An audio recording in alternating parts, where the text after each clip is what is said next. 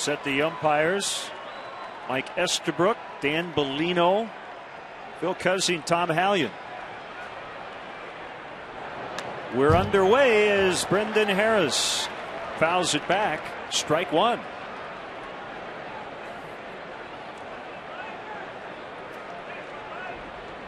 Harris keeping his job for the time being at short, even with Nick Punto back, because Harris has been hitting the ball lately. He's hitting 15 of 16. 62 degrees as we get started. The wind is out of the east, blowing in at 7.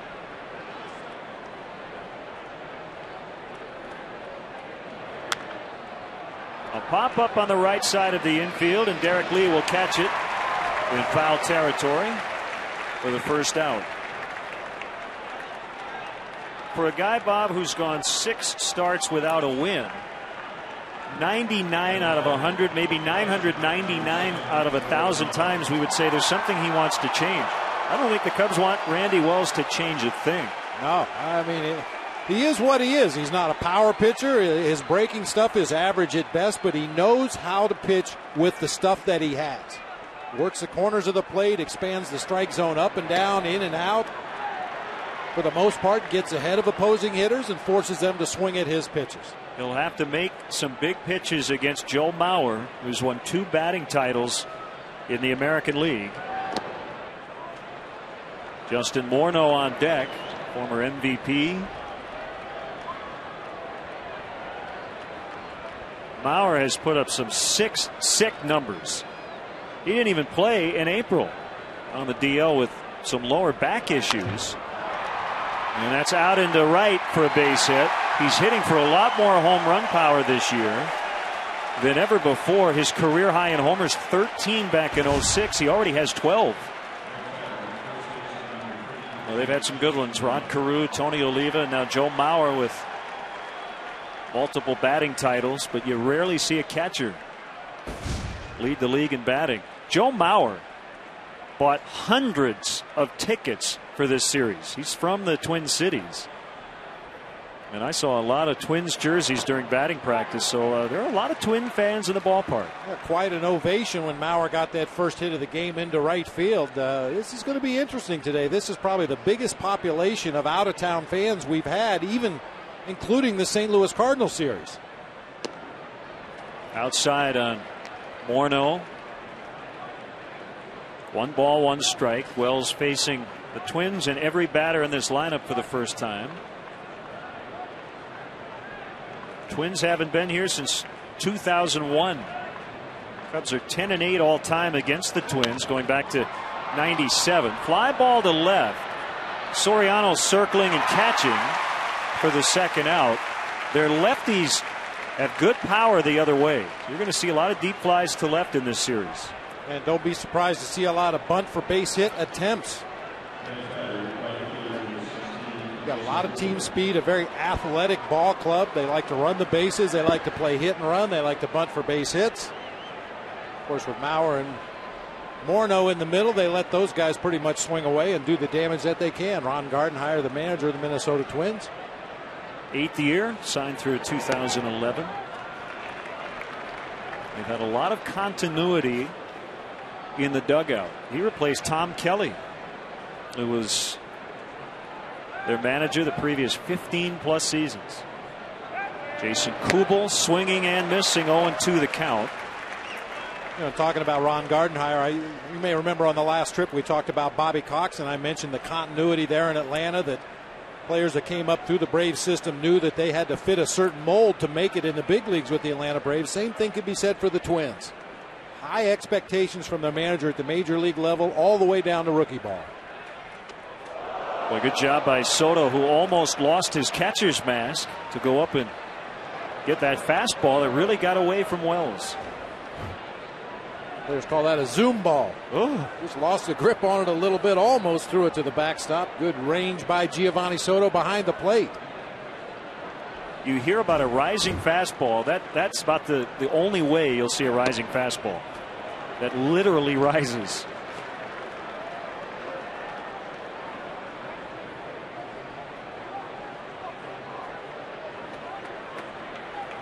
Randy is 26, 6'3", 230 pounds, from Belleville, Illinois, not too far from St. Louis. Swing and a miss. He strikes out Kubel, gives up the hit to Mauer, but no runs. The Cubs are coming up against Kevin Slowey.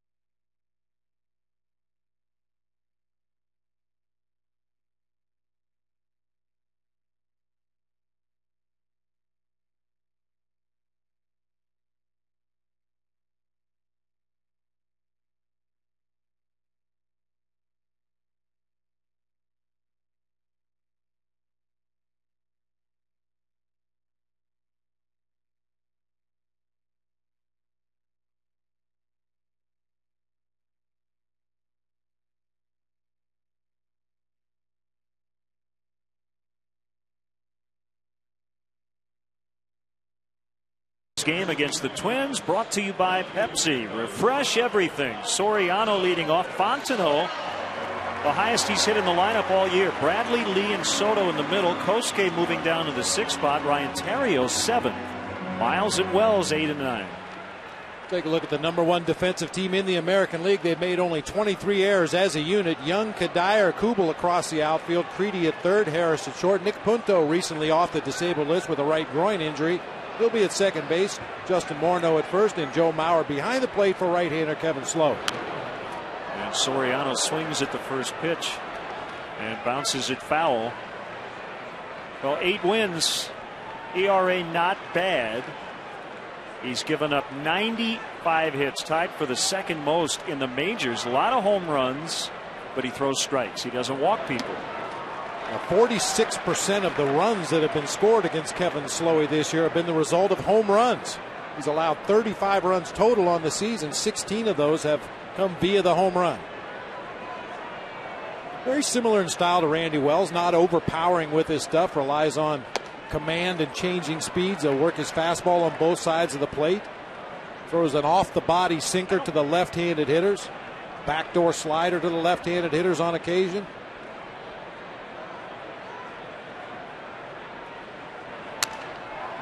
Slowly hit to third. Creedy's up with it. He's an excellent defender. And he throws out Alfonso Soriano. Well, the Cubs in mourning today as the Gatorade machine is gone, but the cooler's back, and Z giving it a big hug. A little love for the cooler. There's a little more room in the dugout without the Gatorade machine. I heard a rumor that the old Gatorade machine is in Carlos's kitchen right now. Really? No. You sold it. Wouldn't last long there. Yeah.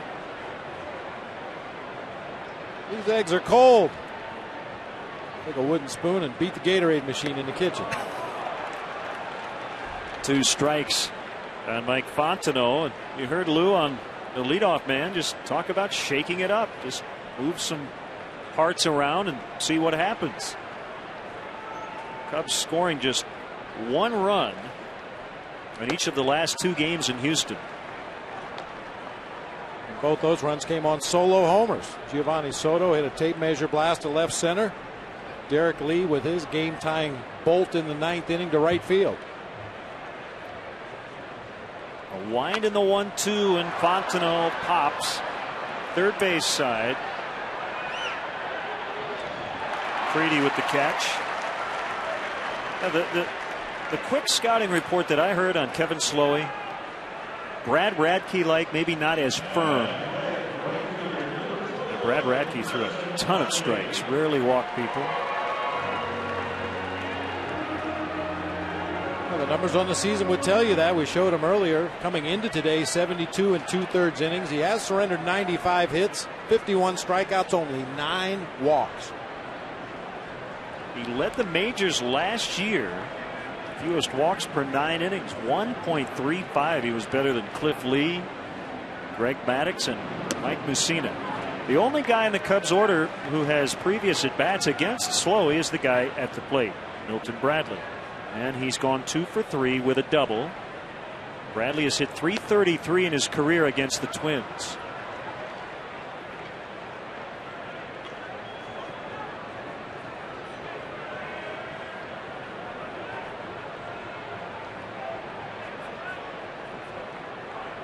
The 1-1 pitch is outside. 2-1.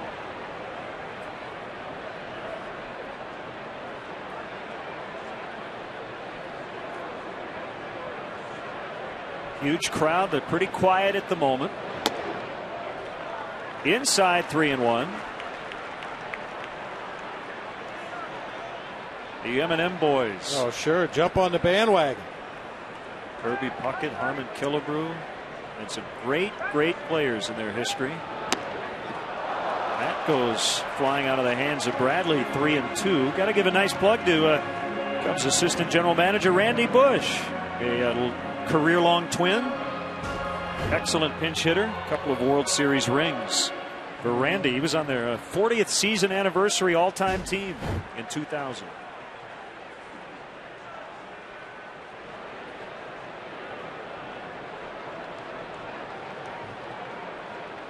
Three-two pitch hit foul.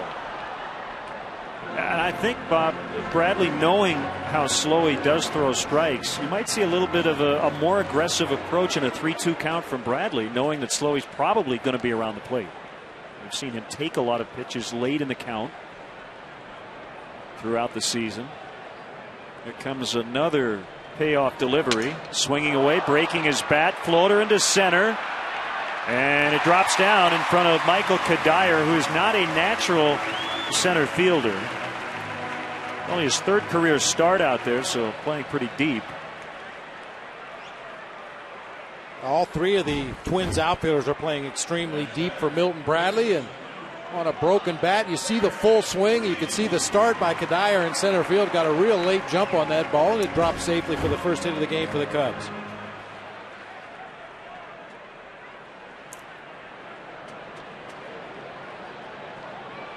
Derek Lee with a 10-game hitting streak and a 20-game on-base streak. He tied the game yesterday in the 9th with a solo home run off former Cub LaTroy Hawkins.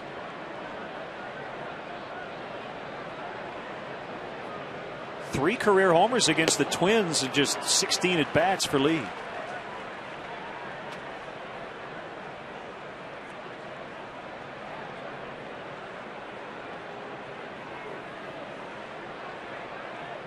Derek, one of the few bright spots in the Cubs offense recently, really starting to pick it up, hit the ball with a lot more authority to all fields.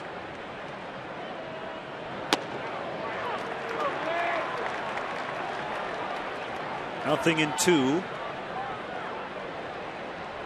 Is that how you work out? Yeah. It'd take an awful long time to get where you're going if I was pulling that rickshaw. I meant you riding. Oh, well, Is yeah. that how you work out? Yeah.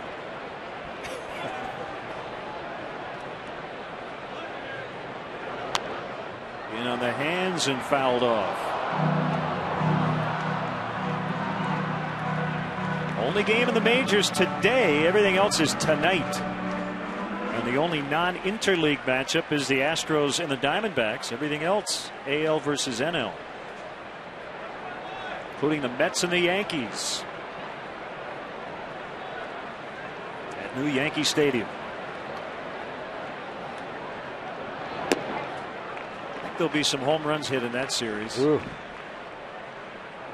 It's kind of funny. The 2 ballparks in New York, the 2 new ballparks, Yankee Stadium has turned into a launching pad, and Citi Field on the other side of town, very pitcher friendly.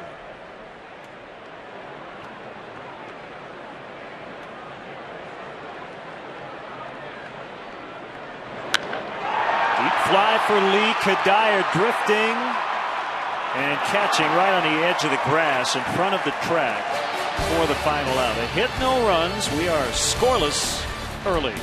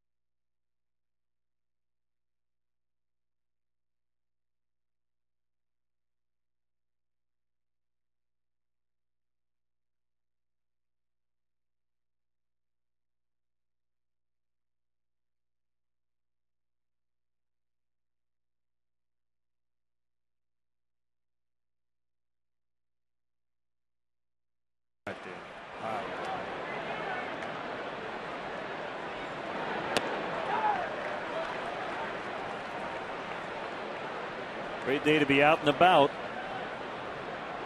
Temperature hits about 55. Everybody puts on shorts. That's the way it should be.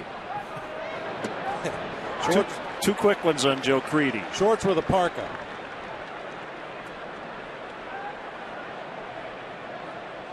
In his return to U.S. Cellular Field earlier this season, Joe Creedy received a video tribute from the Sox, then a standing ovation from the crowd. Came up to bat for the first time.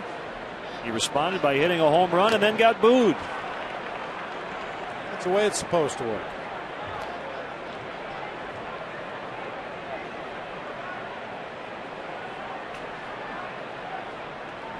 One of the few Twins who has played a lot of games in this ballpark.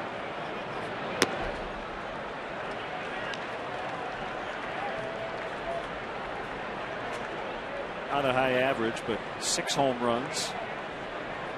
Just over 100 at bats against the Cubs. All those coming as a member of the White Sox, but signed as a free agent in the offseason.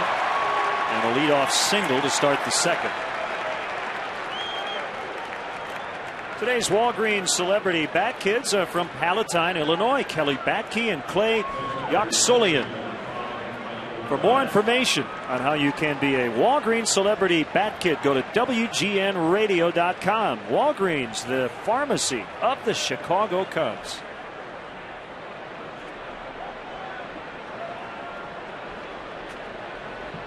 Michael Kadire, one of 2 Twins to hit for the cycle already this year. They've had 3 the last 2 years.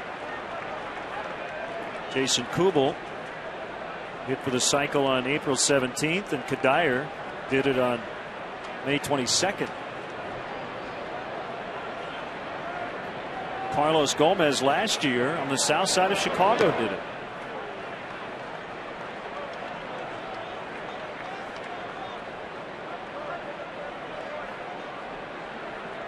One ball, one strike. Creedy now to threat to run at first on a straight steal attempt. The Twins as a team 10th in the American League in stolen bases. The pitch. Double play ball backing up Fontenot, but tough on the exchange as Miles just couldn't get it out of his glove, and they only get one.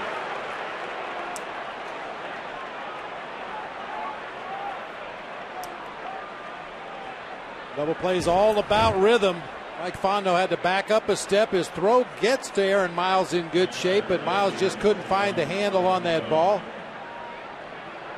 That's one thing you'll probably see from all the Twins players today. It's, once again, an organization-wide policy. You run everything out hard, or you go back to AAA.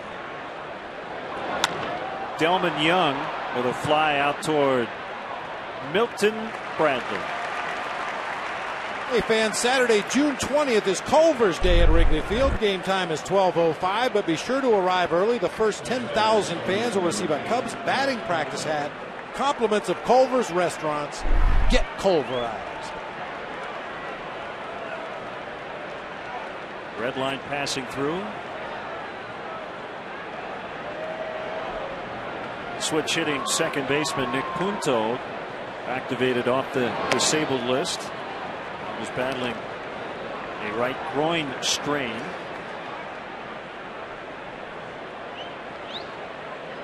Went on the DL on May 29th and activated after their game in Oakland yesterday. Outside corner from Wells. 1-1.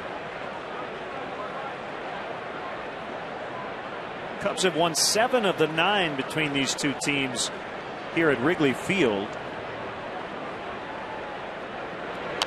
But again, it's their first trip here in 8 years.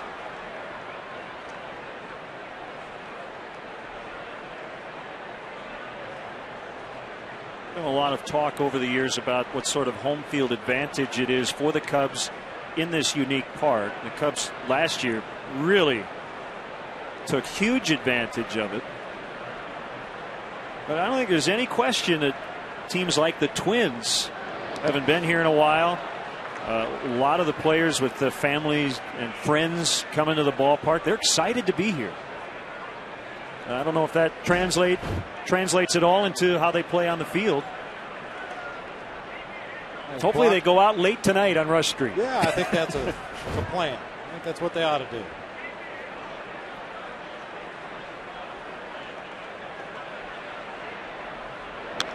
Why should they be any different than every other team that comes in here to Wrigley to play?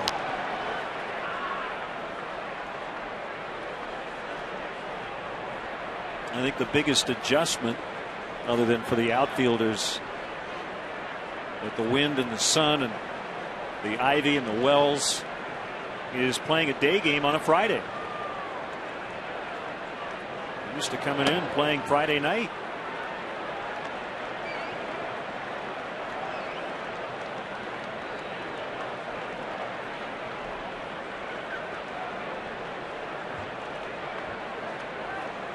He's got it covered. A Cubs cap and a Twins jersey, both green. Kid is Switzerland out there today.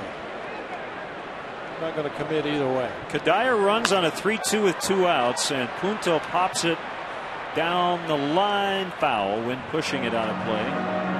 The wind has picked up considerably since the beginning of the ball game, kind of blowing in from right center field, occasionally straight in from center, so the ball had no chance of staying in play. The wind really kicking up. Well, Bob, as we get into this this weekend, I don't know if Cub fans can do it, but they should root for the White Sox this weekend, and White Sox fans should root for the Cubs because the Southsiders are in Milwaukee.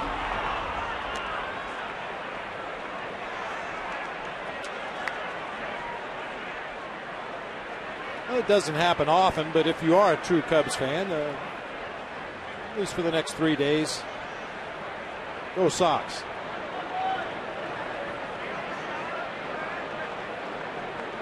Another 3-2 and another foul. Punto is making Randy Wells work. We'll have the Sox and Cubs Tuesday night right here from Wrigley Field. Pre-game time is 6:30.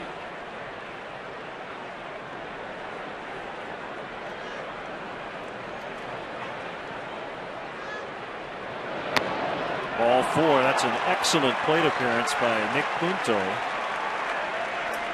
And keeps the inning alive for the pitcher, Slowey.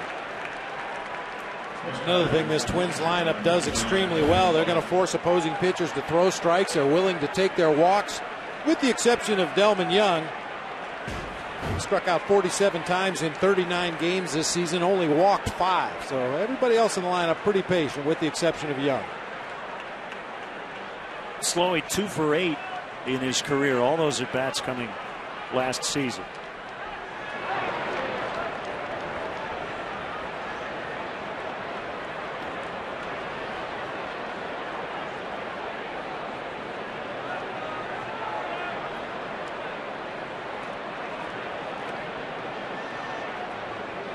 Oh-1 pitch, and lined and caught by Aaron Miles. Slowly making really good contact, but they leave 2. They've stranded 3 through the first 2 innings. We're still scoreless.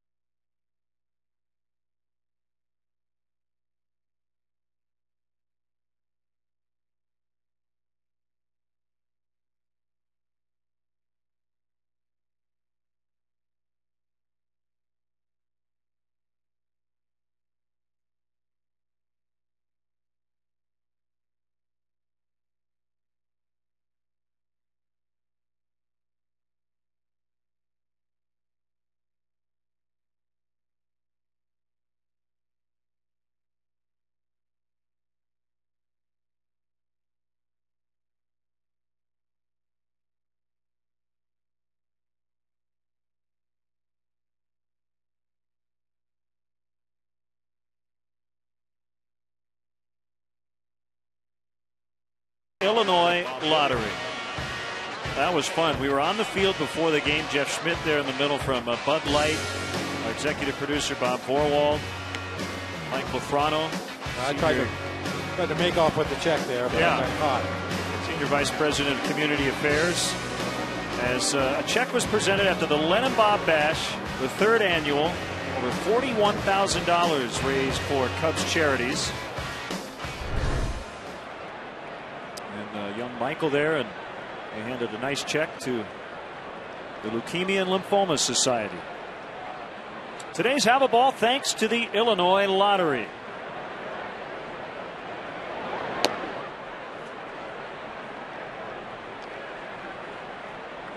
Michael Melito, young Cub fan on the field with us before the game. Here's a 1-0 pitch from Kevin Slowey, and Giovanni Soto pulls it foul. Look for more information on the 4th annual Len and Bob Bash, the House of Blues, coming up.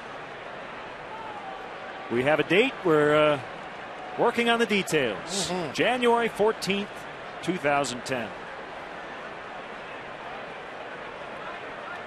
The 1-1 pitch is a strike, 1-2 on Soto, who's hitting 5th for the 4th time this year. He hit 2 of his 3 home runs this season on the just completed road trip.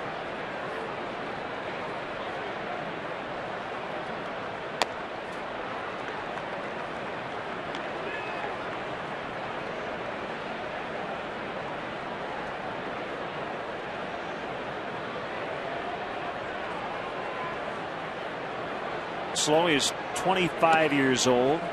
3 balls, 2 strikes. 6'3", 195. Second rounder in 2005 out of Winthrop University.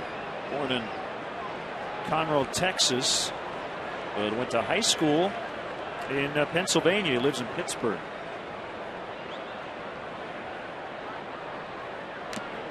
Foul tip, strike 3.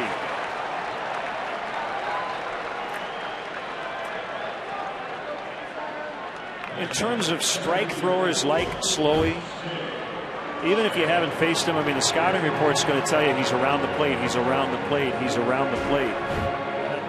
Does the reputation sometimes affect how hitters approach a guy like this? I don't think there's any question about it. When you face a guy who has a reputation for throwing the ball over the plate, you tend to be a lot more aggressive.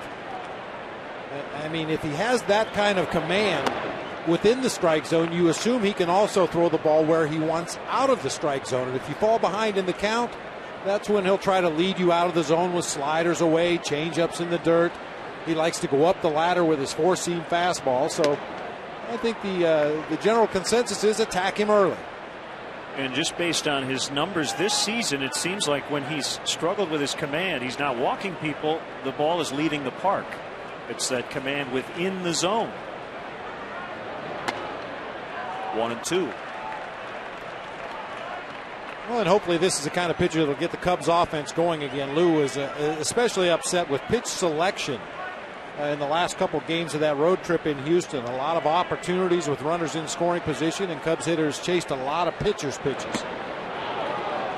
Slowey really wanted it, didn't get the call. And the home plate umpire, Mike Estabrook.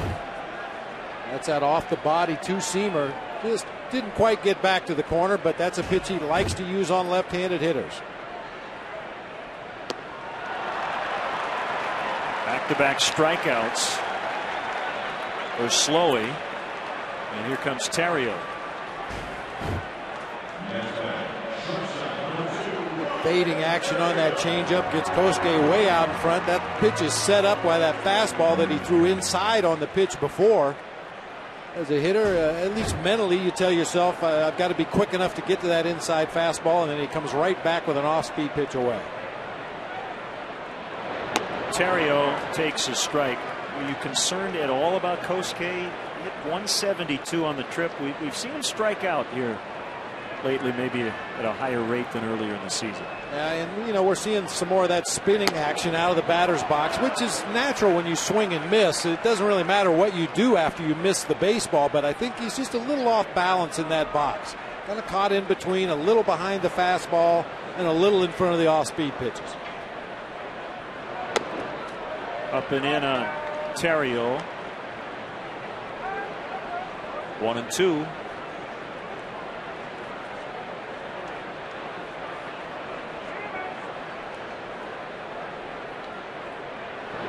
Swing and a miss. Slowey strikes out the side in the second.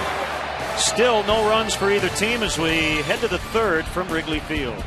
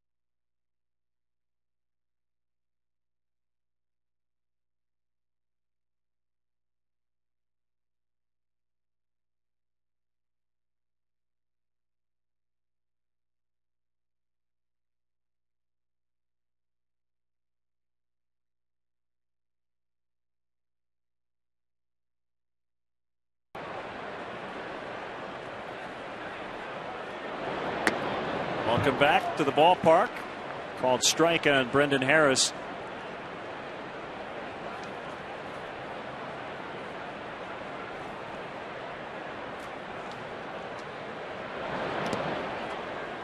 Top of the order for the Twins in the third inning.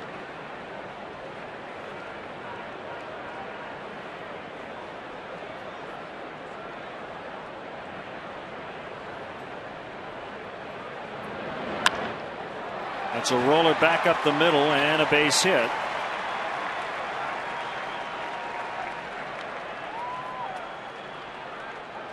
Time now to look at our high-def shot of the game, sponsored by Comcast. Great to see the Ho-Ho-Coms here in attendance today. A little cool for them today, coming in from Arizona, but it definitely works. You know, this kind of feels, Bob, like an early March day in Mesa, Arizona. Cubs baseball in high definition, sponsored by Comcast. Robert Brinton in his second year as head ho, 19th year of service. Great to have you back at Wrigley Field, sir. Good to be back here. Weather did cooperate today. It did. Yesterday with the rain, we were a little worried, but we've got some Arizona sunshine today, and yes, reminiscent of spring training. You in all weekend? We are. We're today, tomorrow watching the game as well. So we have a group of about 35 of the Ho-Ho-Cams that came on this trip. It's an annual trip. We come in a day early, meet with the Cubs management, talk about spring training, what went right, what we want to do next year. Well, I'll tell you what went right was the attendance. Once again. We keep setting those records with 203,000. So, and that's the nationwide the best record. So it's not just Cactus League, it's Grapefruit League as well. And the Cactus League is growing every year. It's amazing to watch. We got down to as little as 7 teams, and now at 14. Next year with the Reds joining, it'll be 15. So we've now reached equilibrium with Florida. And I don't know how that works. They tell us on scheduling that's a little tough, but I guess that means more split squads. 2 balls and a strike. Joe Mauer, runner at first, nobody out. We're in the third inning. Yeah, Cactus League, almost 1.6 million. Yeah, an attendance record for the Cactus League as well this year. Deep drive by Joe Mauer. There's that opposite field power we were talking about. And that is his 13th home run. He has now tied his career high in home runs in a single season, and he's only been playing this year for a little over a month. Man, is he high.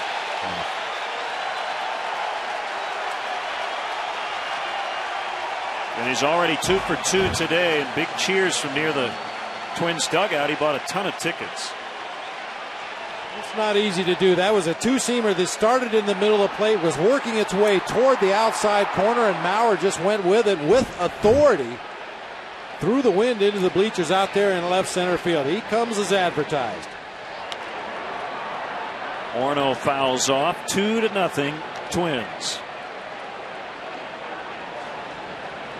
Well, Robert, I think I speak for Cubs players and the people from the organization and Cubs fans everywhere. You guys are great hosts in spring training. We really enjoy our time down there in Mesa. Well, thanks. We love doing it, going clear back to when Dwight Patterson and the Ho-Ho-Cams were formed and got the Cubs to come in 1952. So it's a great tradition. It has been a wonderful relationship, no question about it. A lot of Midwesterners spend their winters in Mesa, and Cub fans making it an annual ritual to head down to Mesa for spring training. We do. We have the largest season ticket holder base for the Cactus League, so the fans do return year after year after year, and we love that. And the ballpark, just a great setting for spring training baseball. Seating capacity of well over 12,000. Let's check out the ceremonial first pitch. Oh, we don't need to show that. Well, now, Bob, you've been down there in extended spring in Arizona. He called for a wild pitch, so I tried to help him. There's only one bounce. That's not bad for not picking up a ball. Well, as Bob said, you just great ambassadors. You such great hospitality, and you welcome us in with open arms every spring. And every time we talk with you during the season, we say, before you know it, we'll be back next year. And it does fly by. It's amazing how fast it comes around each year, and you think, well, we're in the off season for spring training, but it's coming real quick. Another foul pop by Morneau. This one will reach the seats down the left field line. Now, Robert, the spring training this past season was a little longer than in the past. Did that present any special challenges for you guys in what you normally do? Well, with 19 games, it was a challenge. There's no doubt. A few more than the normal 15, 16 games. But, you know, the World Classic is what started it a little early. And that was a great event as well. The Cubs playing Japan. That whole scenario is a very positive thing. So it was extra games, but then that led to the extra attendance as well. And so even with a down economy, to set a record, and the fan spending when they got to the stadium was great. Kosuke will make the catch. For more information, you can go to mesahohokam.com. That's mesahohokam.com. And the ticket number is 800-905-3315. And Robert, I think I speak for everyone in the booth right now. We all want your job down the road. That'd be a pretty nice gig. It's a wonderful You're enjoying thing to it, do. aren't you? It's a great thing to do, just as you do here, to help people have fun at the ballpark. Is pretty nice gig. As Kubel lines out, Wells made the catch. And your dad, one of the original hosts back in 1952. Right. He was one of those with Dwight Patterson that helped bring the Cubs to Mesa, and participated in a lot of the early events. When the Cubs first came, they needed to replace the bleachers, and no one wanted to get involved. They were afraid of the cost.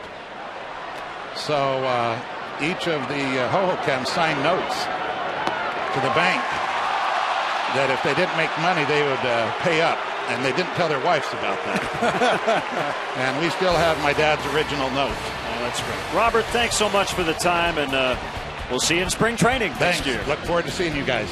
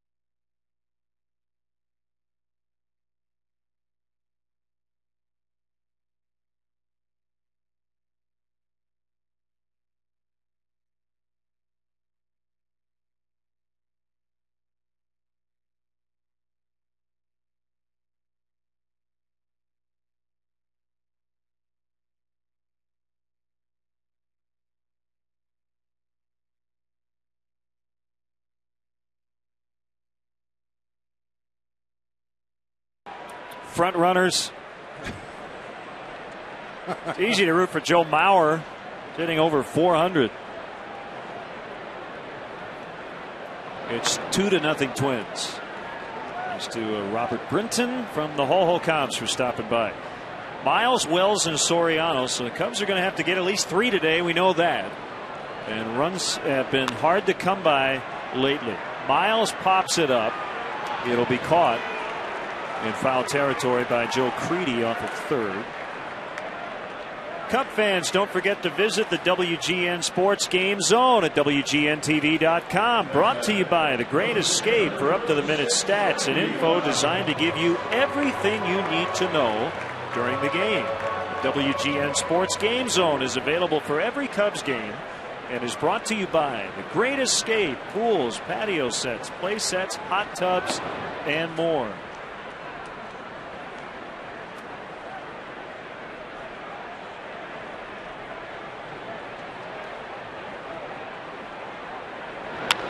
Wells hits it hard, but Brendan Harris scoops it up. 2 outs. Well, we see Albert Pujols 17, 18, 19 times a year, and he's done a lot of damage against the Cubs.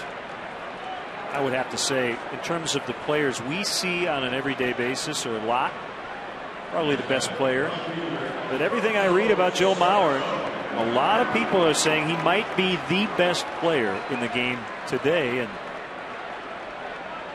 he's 2 for 2 with a single and a 2-run homer this afternoon, and he won a Gold Glove last year. Plays the toughest defensive position on the field, handles the pitching staff. Pretty tough to argue that. About the only thing he does not do is steal bases. And before this year, didn't hit a ton of home runs. The 1-0 pitch, swing and a miss by Soriano. Alfonso seems to be a little befuddled regarding his slump. It's gone on now for a while. He's hitting around $150 over his last 19 games.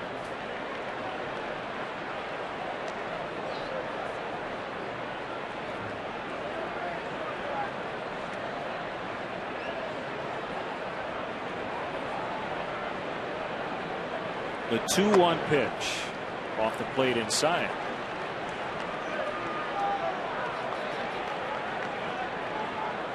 Swansea, not the prototypical leadoff hitter, but only 2 homers his last 20 games. He needs to hit those home runs for the Cubs offense to go. Well, unfortunately, he's not getting a lot of pitches that he can hit for home runs. I mean, it's no secret around baseball the holes in Alfonso Soriano's swing. We're seeing Kevin Slowey in this at bat. Sliders low and away, fastballs up and in off the plate, and then right back away once again with either a hard slider or a changeup off the corner away.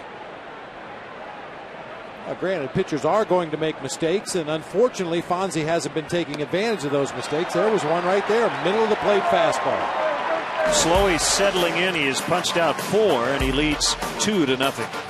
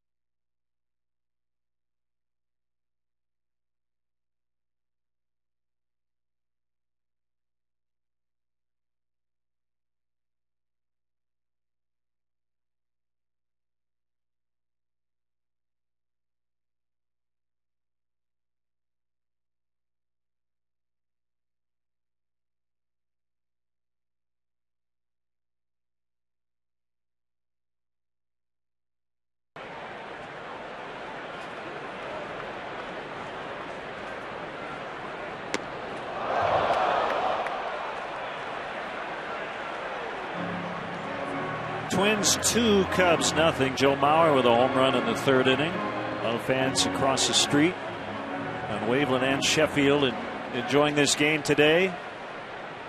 1 strike on Michael Kadire. Let go of the bat on his first swing, and he pops it up on a second hack, and Derek Lee will not have a play.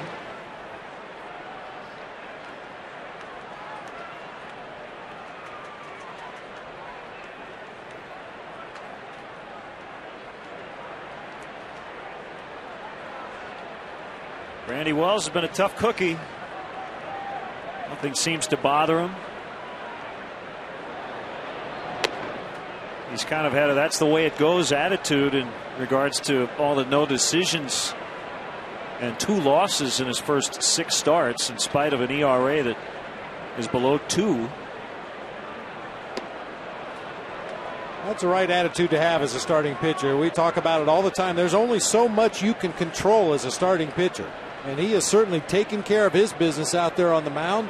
I guess the only thing he could do better is maybe hit more, but as far as pitching, he has done everything that the Cubs have asked of him and deserves to have at least a few wins under his belt by this point. A full count to Kadire. Young and Punto to follow. Another foul.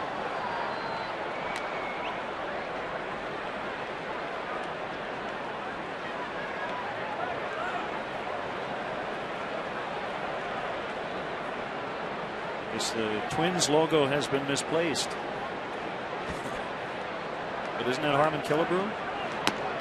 The silhouette. Leadoff walk. Leadoff man's been on 3 times now for the Twins.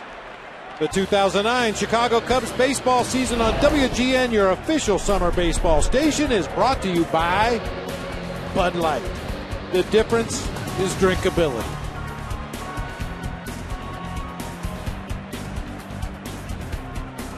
Downtown Chicago.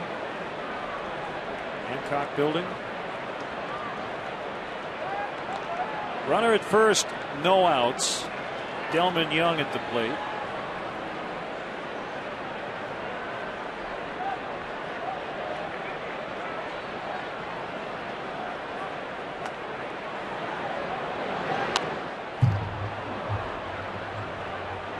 Both teams are pretty lucky to be in the divisions they're in. The National League Central, the Brewers at the top, having lost 4 in a row, they're struggling. Cardinals won their last 2 in Florida. They stabilized a little bit, but they've dropped 6 of their last 10. Kosuke, long run, the slide, can't get it. Kadire will get to second. Should be a hit for Young. They have 2 on with no outs.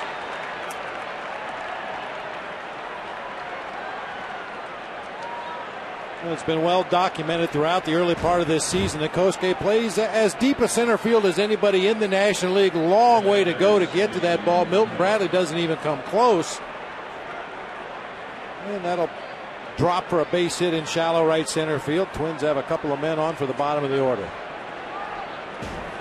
Punto with a long at bat his first time, and eventually took a walk. He fouled it off his foot. So the National League Central, everybody within 6 games of 500 on either side. And the Cubs only 2.5 back and 1 behind in the lost column. In the American League Central, as you get a look at the NL Central, in the other league, the Twins, White Sox, Indians, Royals are all under 500. The only team over is Detroit, but they're only 6 over. So the Twins are very much in this thing, even though they're 2 games under 500.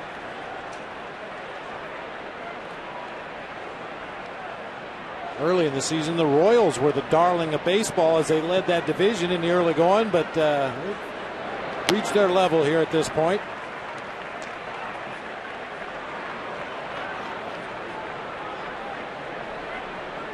Very similar sentiments for both Central divisions. Just stay close until you can run off a hot streak of 10 out of 12 or 12 out of 15 and maybe put some ground between yourself and the rest of the teams in your division. But up to this point, everybody pretty bunched up. And I wouldn't say that our analysis would be an indictment of either division, top to bottom. In fact, they're both very competitive.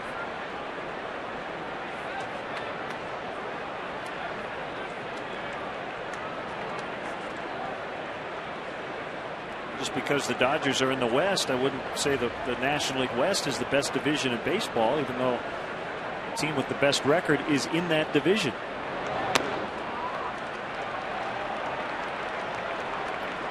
Full count. Wells was ahead of Punto. Now it's 3-2.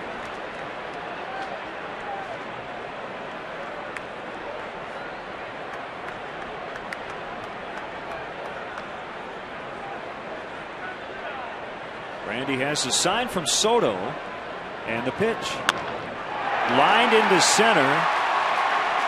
Scott Olger, the third base coach, is going to hold up Kadire,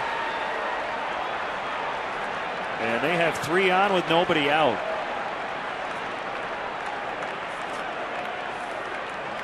You know, Len, sometimes I have to scratch my head at what the Cubs do on the field. Base hit into center field with a runner at second base, and there was nobody in cutoff position in the middle of the diamond. Randy Wells went to back home plate the way he's supposed to. One of the corner infielders, and in this particular situation, probably Derek Lee, somebody's got to be there to cut the ball off. You can see Koski had to hold the ball, ran it in a few steps, and then ultimately bounced to one hopper to Giovanni Soto. I mean, it doesn't affect the play in any way, shape, or form, but it's one of those things. Why is somebody not there to cut that ball off? It's a good question.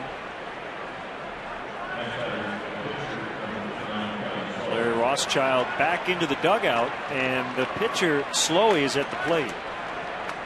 And he lined out to second in his first at bat. The Cubs will give up a run if they can turn a double play.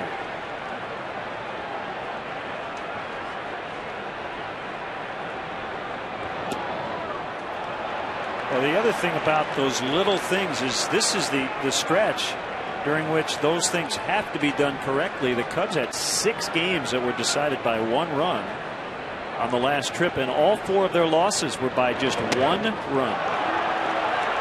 Almost hit them 2-0. I mean, just the fact that nothing happened, it didn't affect the play, they didn't score a run, there was really no consequence to the play, that doesn't excuse the lack of fundamental baseball.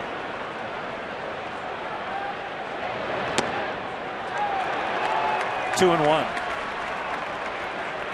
Sean Marshall is going to get loose.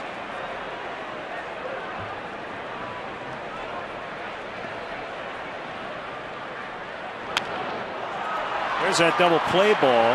Terrio, Miles, and Lee. But the Twins get their 3rd run of the game. No RBI for Slowey. 2 outs. Runner at 3rd. 3-0.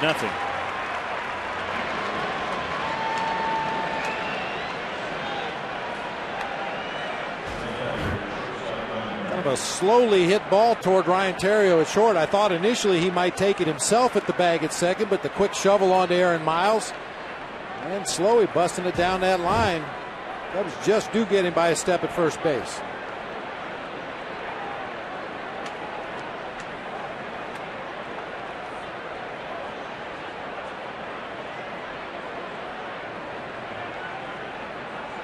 Young is at 3rd.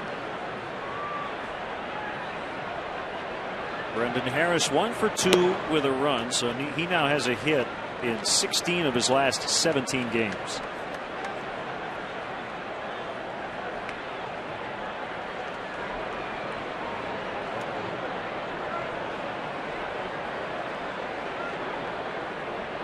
Harris was a 5th-round pick of the Cubs out of William and Mary in 2001 and made his major league debut with the Cubs.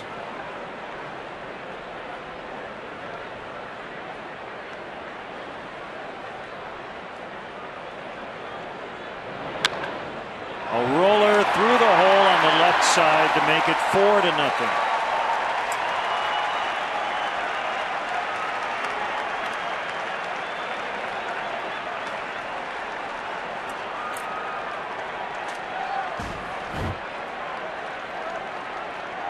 Other than the Mauer home run, just a lot of very short, quick swings, making solid contact with the barrel of the bat. A lot of the base hits have gone right back up the middle of the field. That hard ground ball just did sneak through the left side.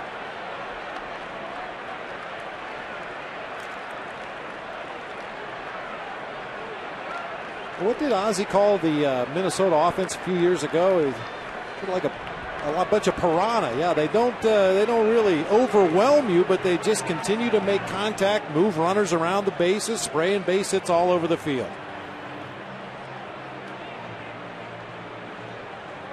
Well, that'll be it for Randy Wells.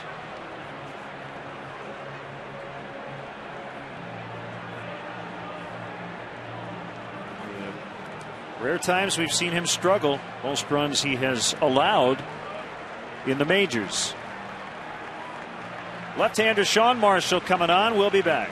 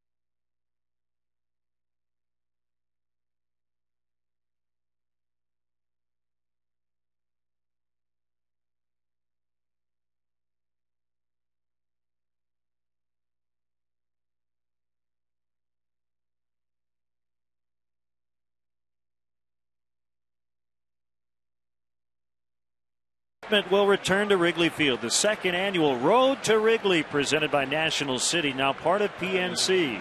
Get ready for a day of fun featuring Berserk and the Wacky Superstars. Kids 14 and under will get a chance to run the bases after the game. Don't miss the action as the Iowa Cubs take on the Las Vegas 51s at Wrigley Field. Order your tickets today at Cubs.com. Don't know if they're twins. Well, we'll go with it. I think the guy on the left might be a little older. As much as anything, I think Lou, seeing Mauer, Morneau, and Kubel all due here before this thing could possibly really blow up on Randy Wells. He brings in the lefty Sean Marshall against Mauer, one strike.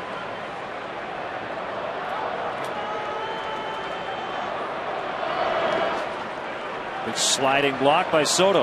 Well, Mauer does hit about 160 points lower against left-handed pitching, but he still hits at a 316 clip.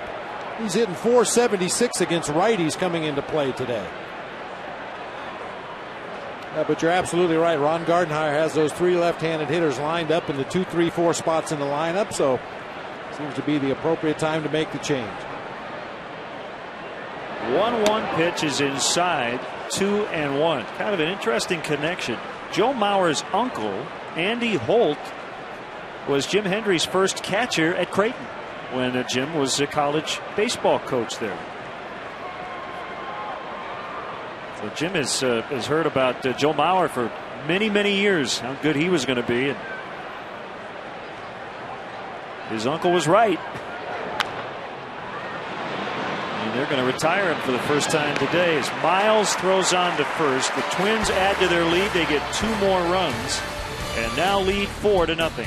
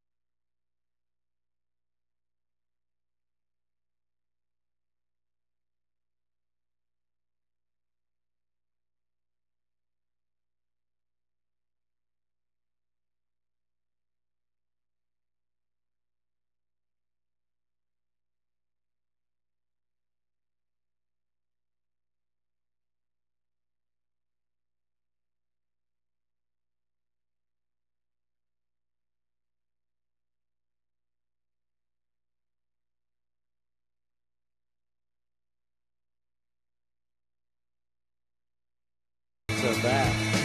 Aerosmith will be playing the Alpine Valley Music Theater tomorrow night, brought to you by Bud Light. Tickets are available exclusively at livenation.com. Aerosmith tomorrow night, brought to you by Bud Light. Bud Light, the difference is drinkability. Yeah, you gotta love that. Yep, good stuff. One strike on Mike Fontenot, bottom 4. Cubs have some work to do.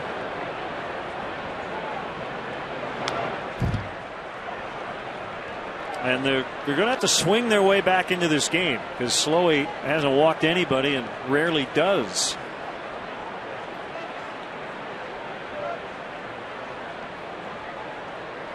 After Fontenot, it's Milton Bradley and Derek Lee. Mike hitting second, highest he's hit in the lineup all year, coming off a .355 road trip.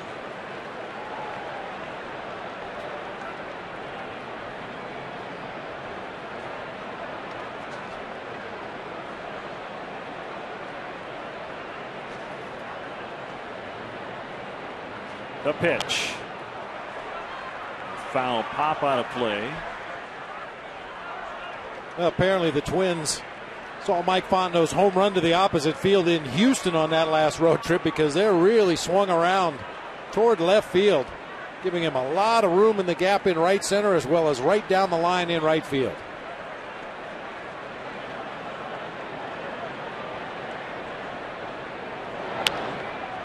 Punched foul.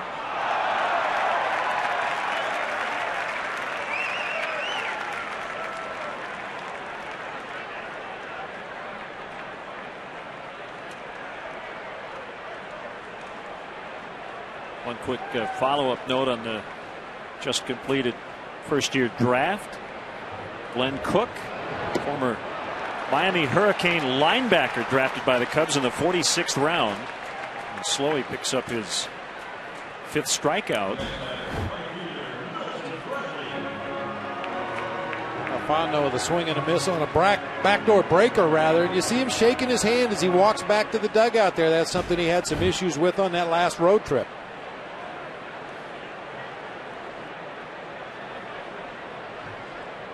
Cubs taking a chance on a good athlete, Glenn Cook, the 1,400th overall pick in the draft.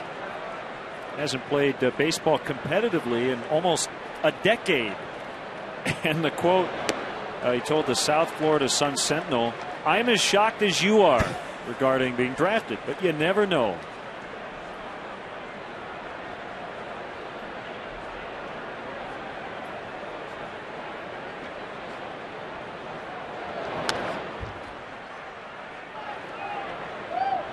Didn't Ron Schuler once draft his daughter? Yeah, but she was a ball player. Yeah, I saw her play. She could play the game a little bit.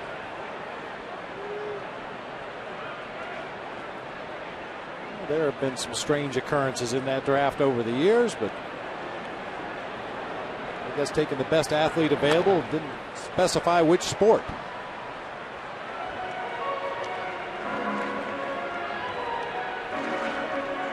Scott Siebel, the name was, with like an 88th round pick, eventually made the majors.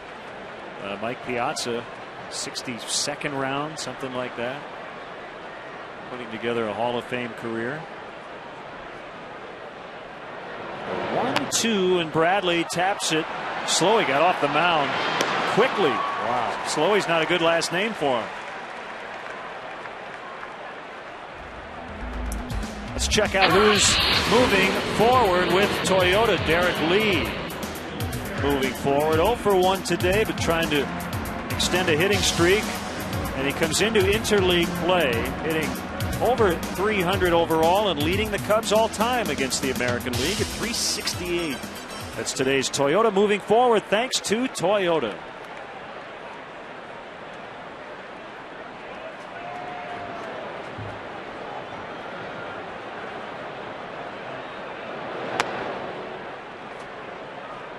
One and nothing on Lee. The only hit for the Cubs was a Milton Bradley 2-out single in the first inning. That's been it.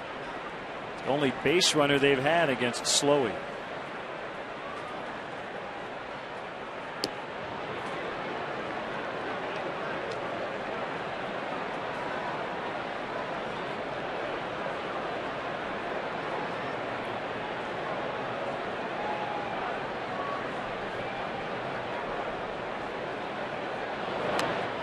So Randy Wells will go another major league start, 7 and counting, without a victory. And the way the baseball cycle works, I mean, you just couldn't expect the starting pitchers to continue to have an ERA of under 1. Cubs getting 6, 7, 8 inning outings, 1, 2 runs max. And there'll be even more pressure now on an offense that has been very inconsistent lately to come through with some big innings. And as you said earlier, today at least they're going to have to hit their way back into this ball game. They're not going to get a lot of free passes from Kevin Slowey. I mentioned earlier in the ball game the best defense in the American League, so they're probably not going to kick the ball around very often to give you base runners. You're going to have to hit your way back into this game. Twins have made only 23 errors on the season coming into play today. Only the Philadelphia Phillies have made fewer errors in all of Major League Baseball with 19.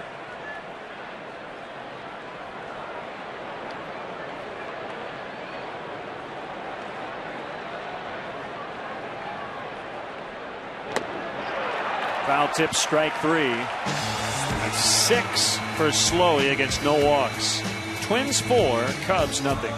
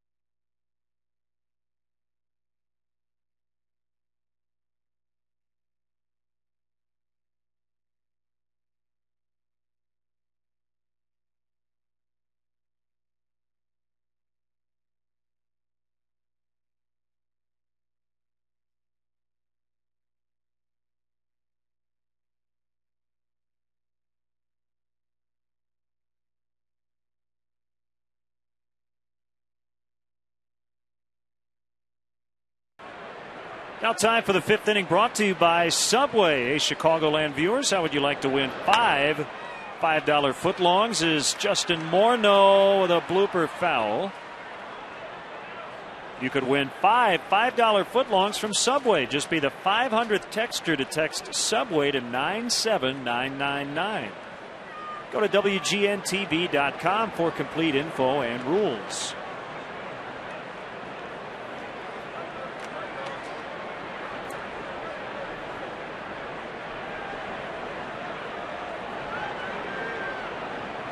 I don't know if Justin Morneau has a horse in the race tonight. I think he's a big Vancouver Canucks fan, but from British Columbia, Canada, I'm sure he'll be checking out the Stanley Cup Game 7. Ryan Dempster from British Columbia as well. Justin Morneau, the American League most valuable player in 2006. Second last year to Dustin Pedroia of the Red Sox. That was probably a very unfamiliar feeling for Justin Morneau leading off an inning. I mean, when you hit behind Joe Mauer, you're going to be coming to the plate a lot of times with a runner on base ahead of you.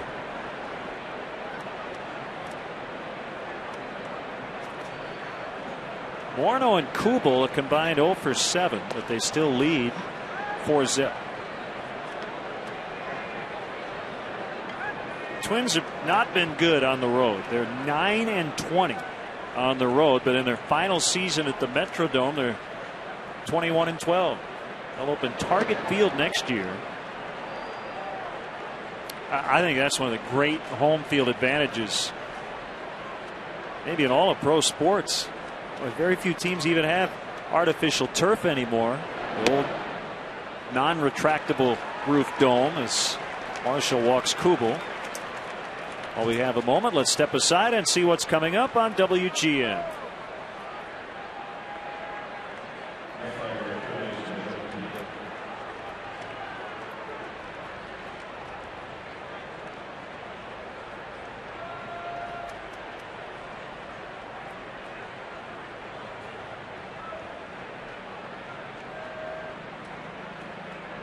Joe Creedy takes a strike on the inside corner. Their new park will not have a roof of any kind. Well, that's a good idea. Well, they've been trying to get funding for it forever, and it's a reality.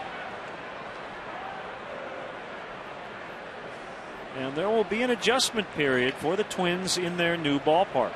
You wonder how much of a home field advantage they'll have in the new ballpark. You take away the artificial surface, you take away that funky roof that they have at the Metrodome up there that's so tough on visiting teams to pick up fly balls. Creedy strikes out, 2 away.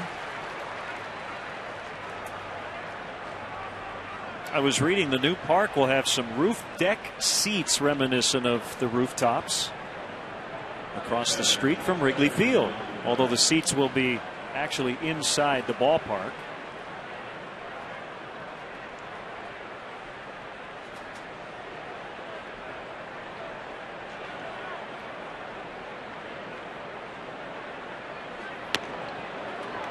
You didn't happen to ever see any games at the old Met, did you? No, Metropolitan Stadium. Can't say I did. I'll tell you one thing, going into the Metrodome as a visiting team was a little intimidating, because all you heard going into that series was, oh, you cannot take your eye off a fly ball. Do not take your eyes off a fly ball, because if you look away, you'll never find the ball again when you look back up. So before you even set foot on the field, you had it in the back of your head that this is going to be a tough series. This is really going to be a tough series defensively. And they're right. I mean, it was absolutely true. You had to keep your eye on that ball and track it. And, you know, rather than look for your fellow outfielders or infielders, you had to use your voice to communicate with your teammates, because you just should not take your eye off the ball once it went up in the air. Runner at first, 2 outs. The 0-2 pitch to Kadire is fouled back to the screen. A look at the new ballpark. An artist's rendition, or a rendering of the new stadium. And yeah, it looks like it's going to be great. It's downtown near the Target Center, which houses the Timberwolves of the NBA. Sean Marshall, 2 strikeouts in the 5th. 4-0 Twins.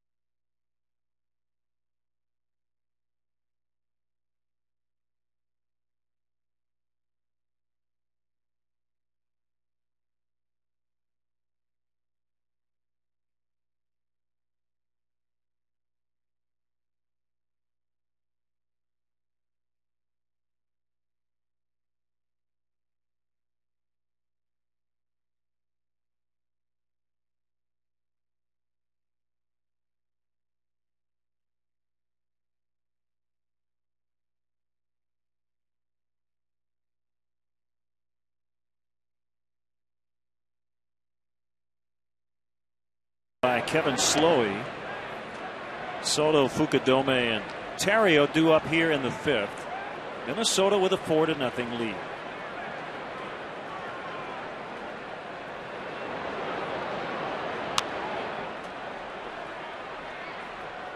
Cubs are being out hit 7-1.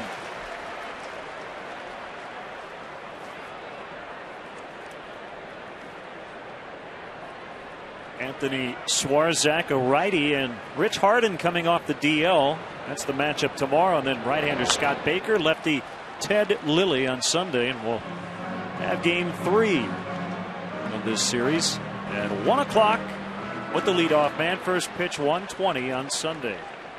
Right here on WGN Sports. Ted Lilly will be shooting for his 8th win of the year.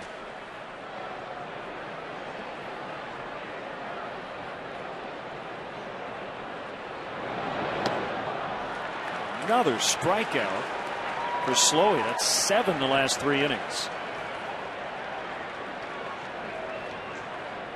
All right, Bob, got some numbers for you. On the left, 287 wins, 3,701 strikeouts. On the right, 5 Gold Gloves, 9-time All-Star, 342 home runs. They both should be in the Hall of Fame. No question. No doubt about either one of those gentlemen. Number 10, hanging on the foul pole in left. And Bert Blyleven in the visiting television booth, working with Dick Bramer. They've been together for a long time. Bert likes to have fun, to say the least. Great guy. Yes, indeed. 22 years in the major leagues, starting in 1970 with the Twins. Back with the Twins in the 80s. They won the World Series in 87. Threw a no-hitter in his career. Also had 15 games where he won 1-0 with a complete game. Wow. And also struck me out and made me look as bad as any pitcher has ever made me look in my career. In a spring training game back in 1982 when he was pitching with the Cleveland Indians. Dwayne Kuiper was one of my teammates, and he had played with the Indians and knew Bert Blyleven very well from his days in the American League. And before I took my at-bat, he said, "Hey, listen, he's not going to throw you that curveball." That was his signature pitch, a big 12-6 curveball. He never throws his curveball in spring training. So I went to the plate, saw a fastball, saw a slider, saw a changeup. The count went to 2-2, and he threw me a curveball. And I mean, I laid flat on my back in the right-handed batter's box, and it broke right over the middle of the plate. As bad an at-bat as you could possibly have. And what did Mr. Kuiper do? He was laughing when I got back to the bench. Yeah. Cubs not laughing right now as Kevin Slowey is mowing him down left and right.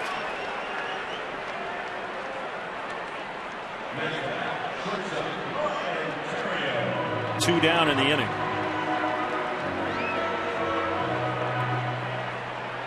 I got to tell you a quick story. Bert leaned over. There's Bert, Dick Bramer on the right. He leaned over between innings after about the second inning. He said, "Lenny,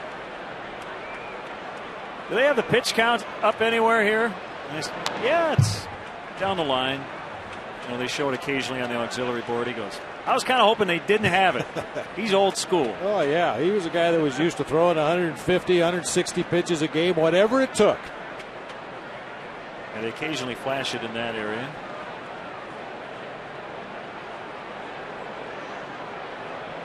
Now, what you didn't see from that shot is he's wearing wooden shoes. He's from Holland. Born in Zeist, Holland.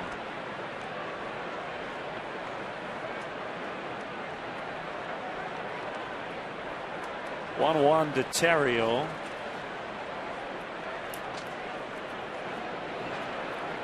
Wind in the pitch, fouled back, and Slowey is ahead yet again. You know, one thing to keep an eye on, if you haven't already, but as this game progresses, if Slowey stays in, look at the difference between the swings that the Cubs hitters are taking against Slowey and the swings that the Twins hitters took against Randy Wells and against Sean Marshall.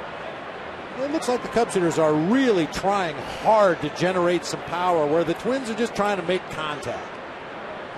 As we've said, you're going to have to hit your way out of this deficit. Solo home run's not going to do you much good. Sloy has already tied his season high in strikeouts of 8. His career best is 12, which he set last year in August versus the Oakland A's, August the 19th.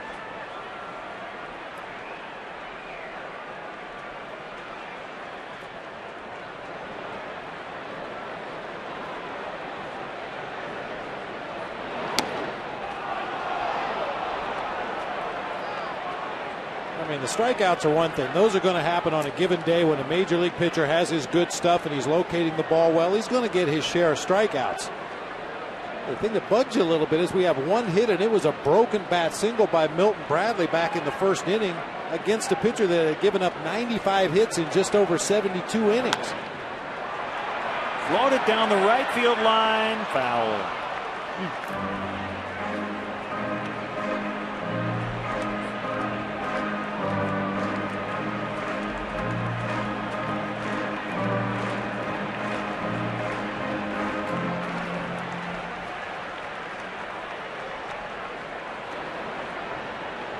Looking through his previous starts, the fewest hits that Kevin Slowy has given up this year is 6, and that came in a 6-inning outing.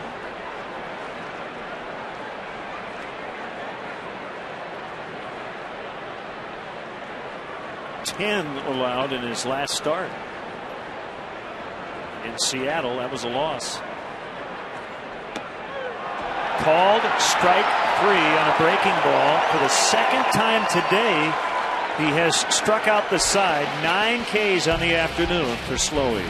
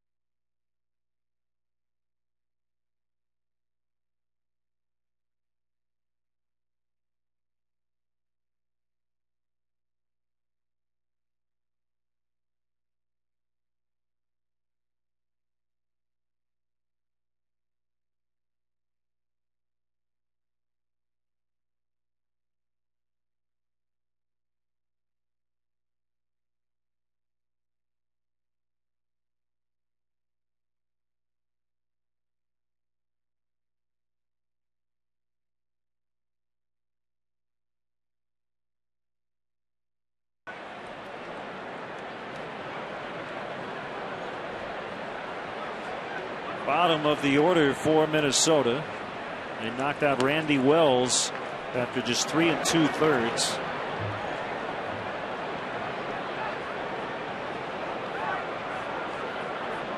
One strike on Delman Young. Don't throw him another one. I mentioned earlier, only 5 walks on the season. This guy wants to either hit his way on base or make a quick out. He's going to swing that bat. The first overall pick in the 2003 draft by Tampa Bay. Younger brother of Dimitri Young, who was the 4th player selected in '91, and a base hit to left on an 0-2 pitch. Jeez.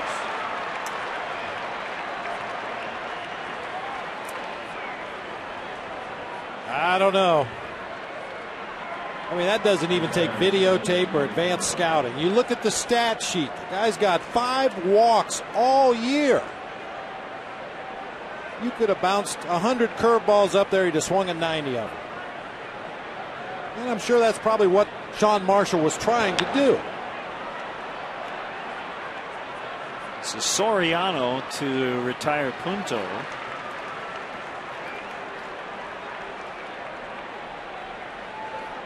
But unfortunately, this game is not about intent. It's about execution.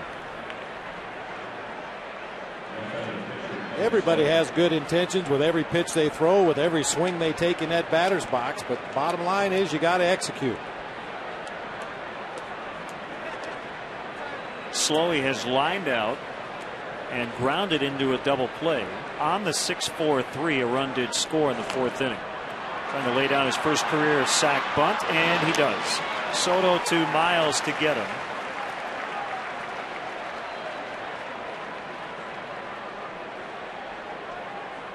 Two outs for Brendan Harris.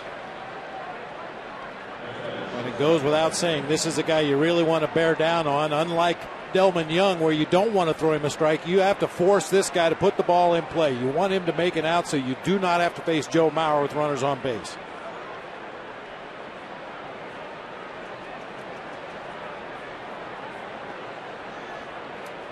Harris was dealt away at the trade deadline in 2004 in a 4-team deal involving 8 players, including Nomar Garciaparra, coming from the Red Sox to the Cubs.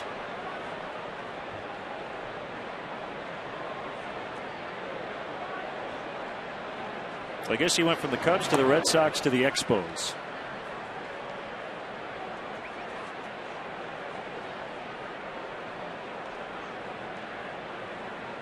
Trade happened 1 minute prior to the deadline.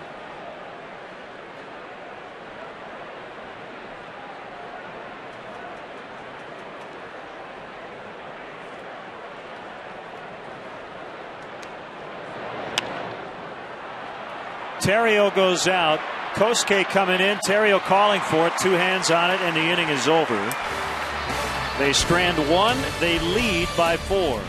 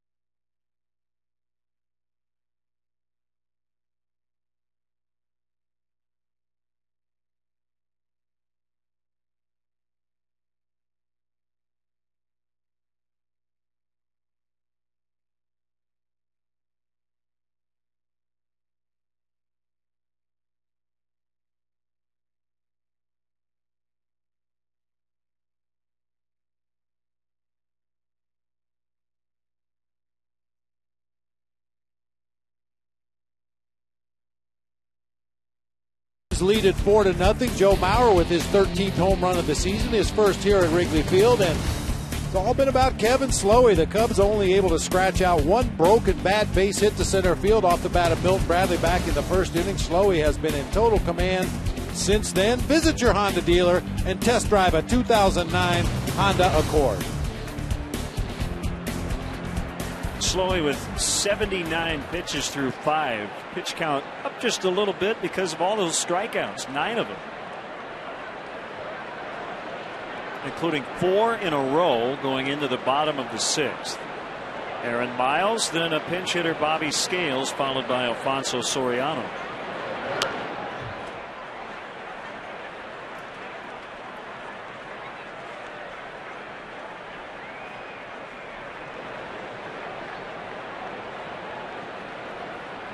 Well, we can talk until we're blue in the face about how to get out of this thing. I mean, as a manager, Lou has shuffled the lineup a little bit.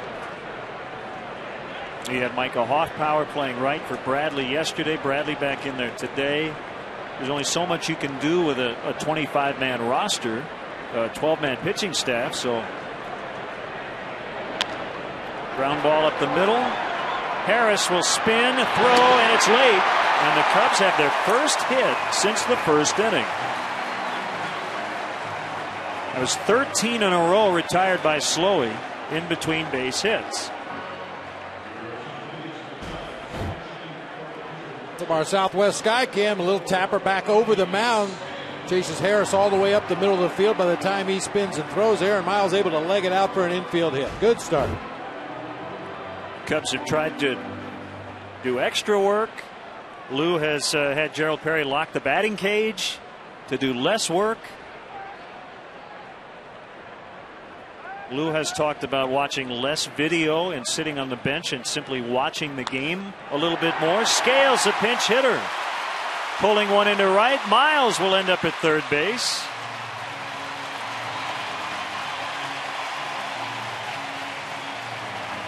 Finally, the Cubs bats coming to life.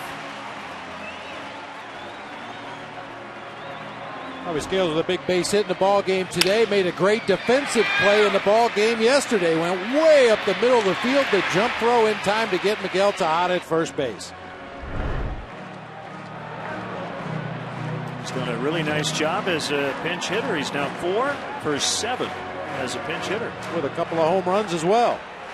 A triple and now a single.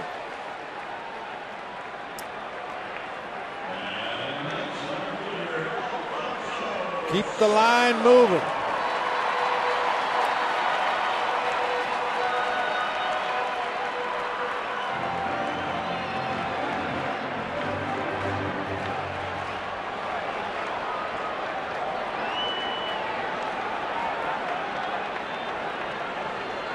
First and third, nobody out. For the first time in the ball game, the Cubs have a runner in scoring position as Soriano was about as out in front as you can be on a pitch.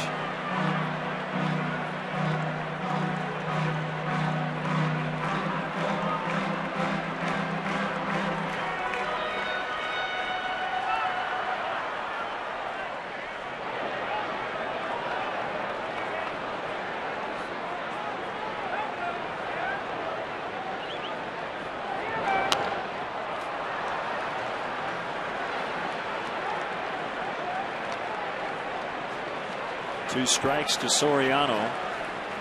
Fontenot next.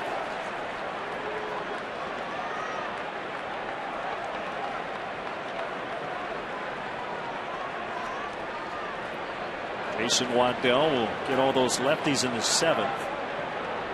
After Marshall went 2 1/3, 1 hit, no runs.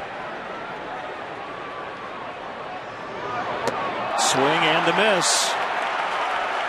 10 punch outs for Slowey. 1 out in the inning. Well, for Kevin Slowey, that was a textbook up the ladder at bat there. Fastball down and in, was fouled off, scooted one up to the belt, and then eventually finishes off Soriano with a letter high fastball up and out over the plate. It's called climbing the ladder.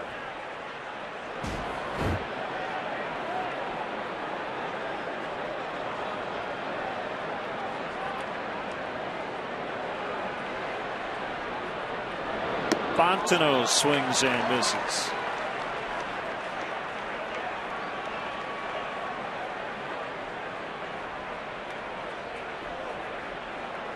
Well, good pitchers in these spots will prey upon an offense's aggressiveness, and there's no question Kevin Slowey has done that today.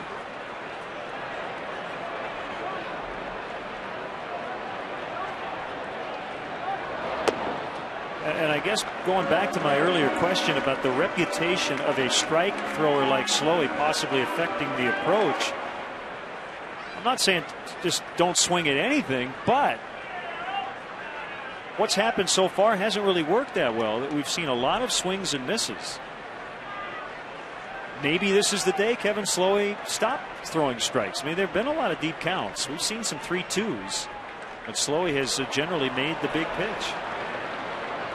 And as you said, he has pretty good command in the strike zone and maybe even outside the strike zone.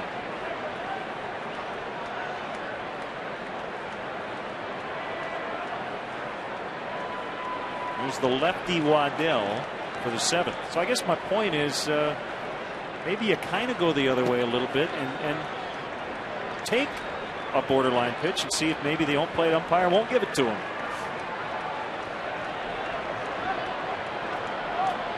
He only has one strikeout of the looking variety. All the rest have been swings and misses. There's a good take right there. 2-2.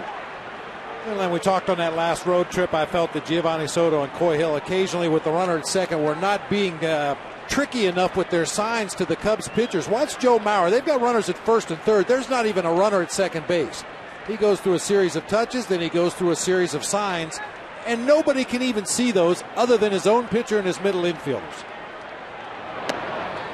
3-2. I mean, sometimes you can make the signs so tough that your own guys can't get them. But by the same token, this is your profession. This is what you do for a living. There's really no excuse for not being able to decipher signs that the opposing team can't pick up. I can't say I've ever seen a catcher give a series of signs with no runner at second base, but Joe Mauer is doing it here for Kevin Slowey. Series of touches once again, series of signs. This is a huge pitch. 3-2. If Fontenot gets on, the tying run will come up. Here it is. And he took it. So there you go. He walked somebody to load the bases. Good call. Now make it hurt. And you better do it quickly. I have a feeling that Ron Gardenhire is going to send his pitching coach out there to stall for some time as they get some activity down in that bullpen. So make it happen quickly.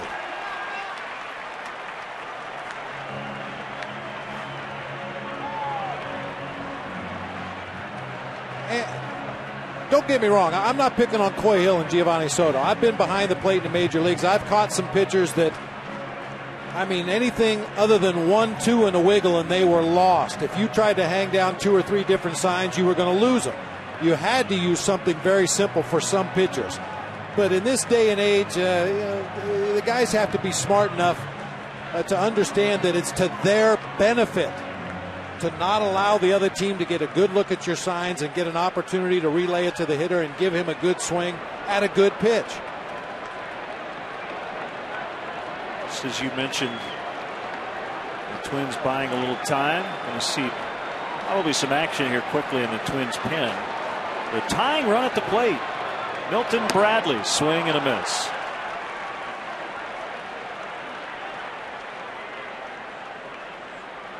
Mike Redmond, the backup catcher, is hustling out there.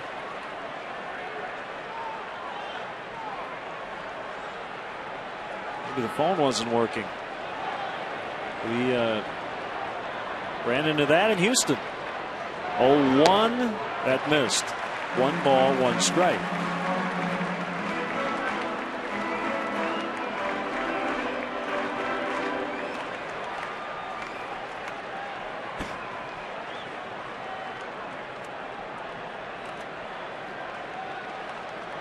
Two singles and a walk in the inning as the Cubs try to get back in it. Deep to right for Bradley, and it's going to be off the wall. Cubs will get a couple. It's 4-2 on a 2-run double by Bradley.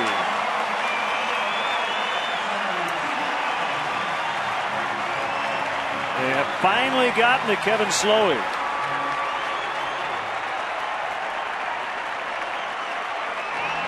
Well, you talked about the elevated pitch count because of all the strikeouts for Slowey in this ball game, and maybe starting to show some signs of running out of gas a little bit here. Left a fastball in the middle of the plate for Milton Bradley, and he absolutely crushed it to right field off the vines out there. Up sneaking back into this ball game. And now a single could tie it up, second and third for Derek Lee.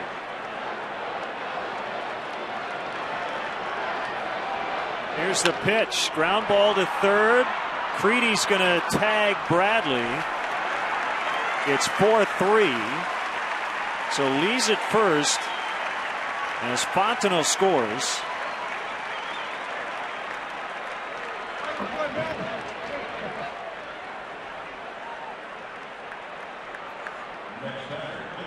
So dissect this one for us. I wish I could give you a good explanation for this. Fontenot off on contact.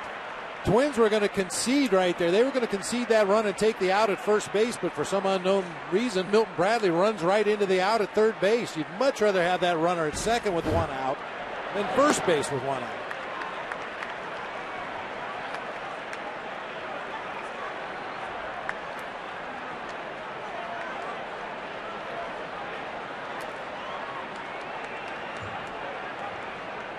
So fielder's choice for Derek Lee. He'll get an RBI.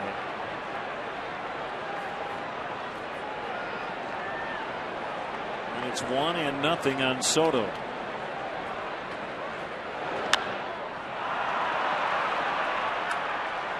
Punto shading his eyes, and he fights it off, makes a catch. Big inning for the Cubs. They're down only a run. See if the bullpen can keep them in it as Waddell's coming in.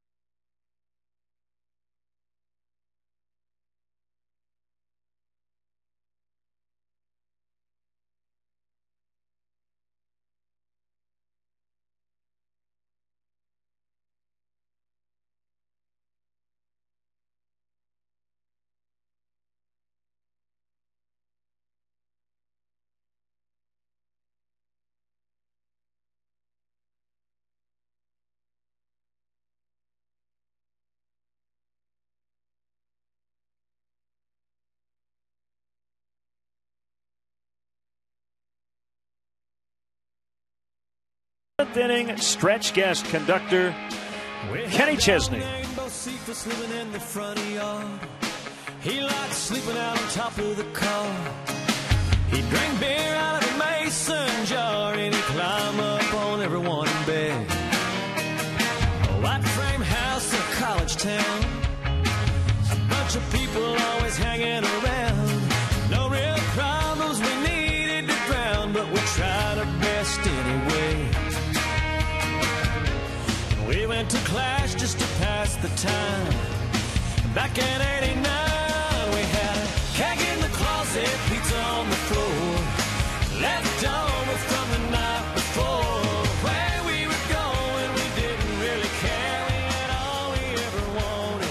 Keg in the closet. Today's Bud Light fan can with just the right taste. It never fills you up. The difference is drinkability. Here's rookie lefty Jason Waddell. Well, the way the lineup is turned around, it has worked out ideally for the Cubs. The two lefties, Sean Marshall and the Jason Waddell have come in to face all these left-handed hitters. Randy Wells got taken out with 2 outs in the 4th. Marshall got out of it. And now it's Waddell in the 7th.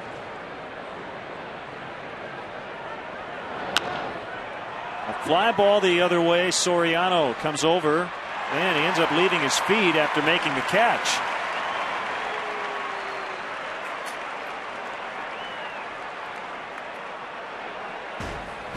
Teachable moments, they happen all the time. Milton Bradley with what I consider to be a base running gaff out there. Mike Fontenot was breaking on contact from third base. Milton Bradley followed him from second to third and ran right into the tag of Joe Creedy. I'm just speculating, but I assume that Mike Quade gave the sign to the base runners that Mike Fontenot is going to go on contact. Now, all that means is Mike Fontenot is going on contact. As the runner at second base, the trail runner, you're not required to go on contact if that ball is hit to the left side and you're going to run into a tag. Big wave by Morneau. 0-2. Jason Waddell had spent his entire pro career in the Giants organization, 01 through 08. First year with the Cubs. And he's now in the big leagues.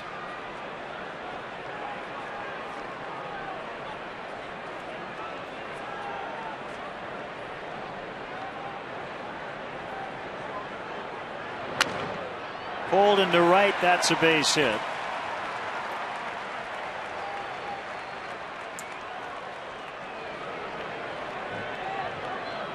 Well, Len, the Vanaken family is represented here at Wrigley Field today. Pete's son Dan is here with a group from Streator, Illinois, cheering on the Cubs.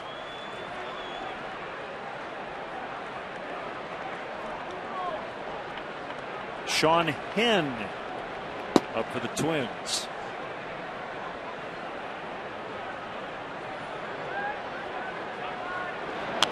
Kubel fouls it back and out of the ballpark.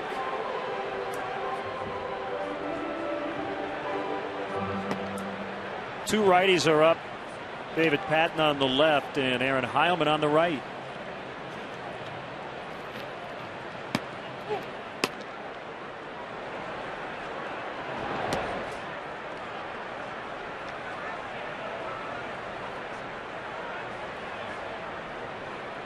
The batter lights and the out lights have gone out momentarily on the scoreboard. I'm sure they're working on it feverishly.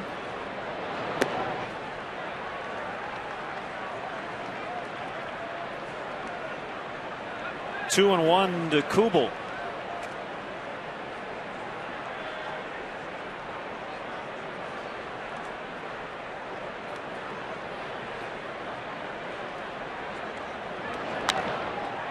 High fly to right.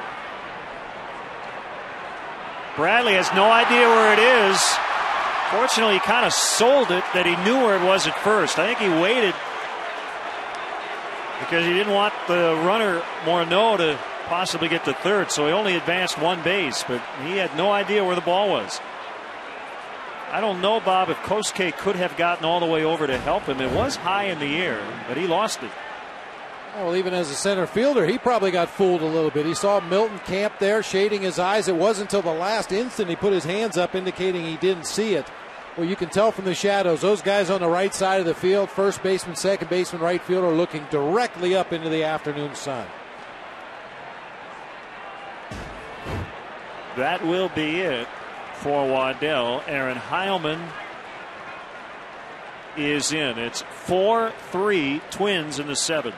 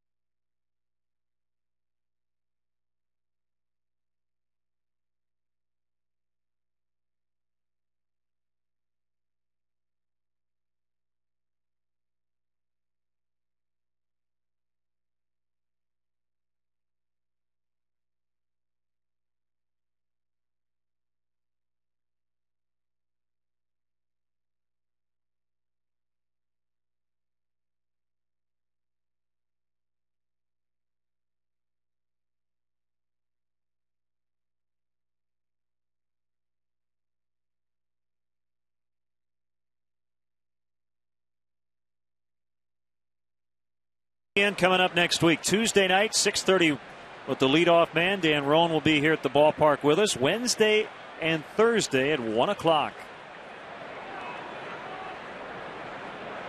Joe Creedy at the plate against Aaron Heilman. 2 on. Boy, Bob, you'd really like to see the Cubs get through this inning without giving anything back after getting 3 in the 6th to close it to a 1-run deficit.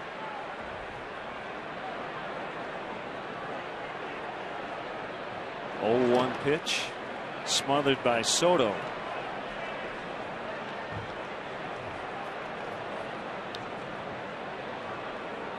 Bullpen with almost 31 innings on the just completed 8-game road trip at 2.64 ERA.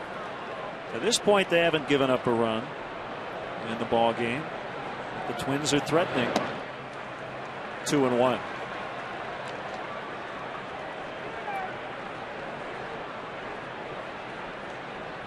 There's Kadire on deck.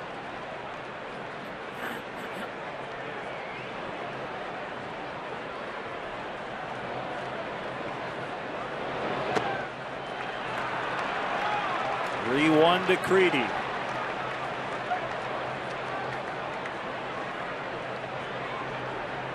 Creedy hit a 3-run homer yesterday in Oakland. Hayes came back late and won that game 4-3.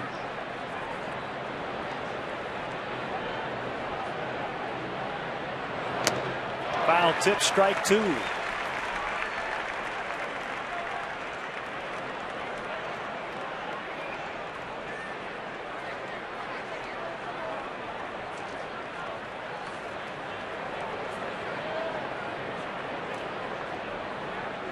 Runners not going, and a fly ball right center field.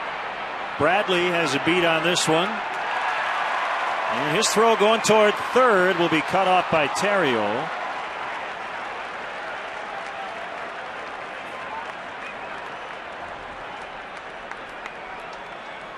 So 2 down. Better angle that time for Milton Bradley to get that ball out of the sun, and made a really strong throw back to the infield. Unfortunately, it was offline. Ryan Terrio cut it to hold that runner at first base. Keep that force play in order at second.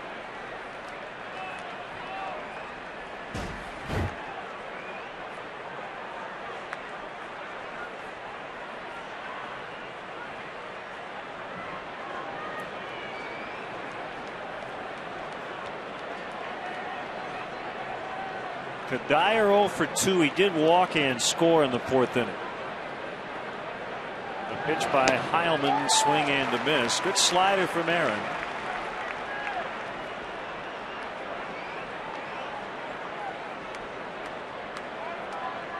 Won't see Heilman throw a lot of sliders. He's basically fastball changeup, but a real good one right there to start the sequence to Kadire.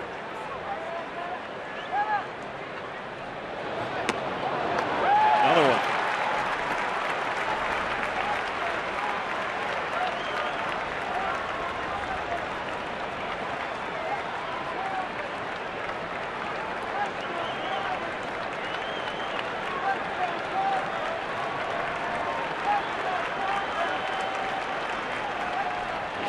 First, short lead over there by Kubel.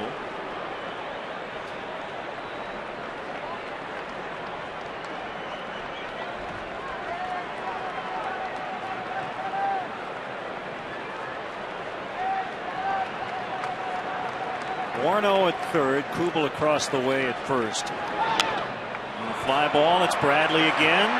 Coming in hard, lays out, can't get it, and the Twins get a run. Throw to second is not in time. That's a double for Kadire. 5-3 Minnesota.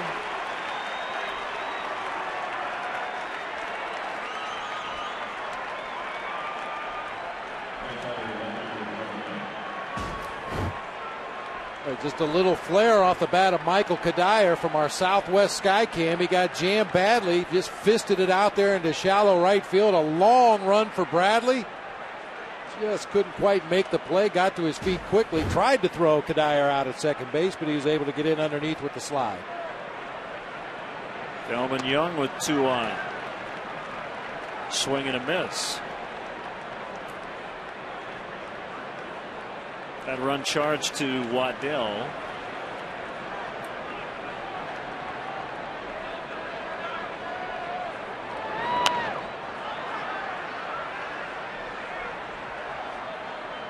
Getting ready for our 7th inning stretch. Conducted by Kenny Chesney today.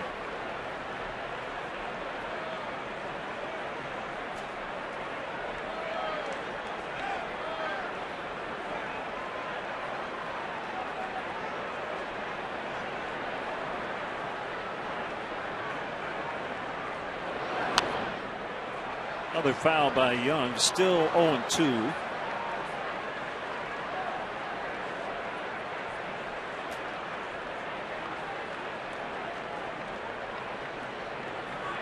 Twins led 4-0. Cubs got 3 in the 6th to get within 1, but the Twins adding some insurance.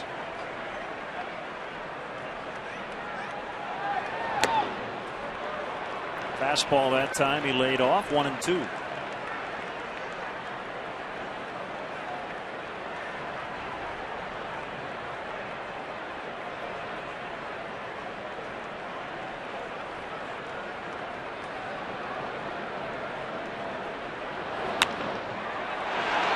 Backhanded by Miles, the jump toss. Oh, yeah. Right on the money. That's big. Saved another run. Time to sing the stretch. After the ball game is country music star Kenny Chesney. Hello, Wrigley Field. Are you ready? A 1, a 2, a 3. Me out to the ball game. Take me out. Buy me some peanuts and cracker jacks. I don't care if I ever get back, so just root for me. If they don't win, it's a shame for at the old ball game. Thank you, Chicago.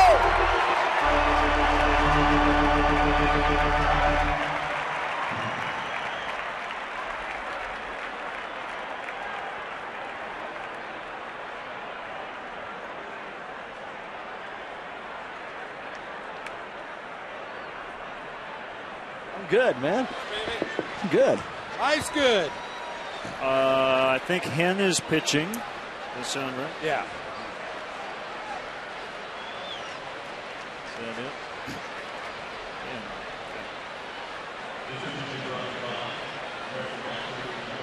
Yeah, we've been on the road for 10 days. Good to be back. Okay.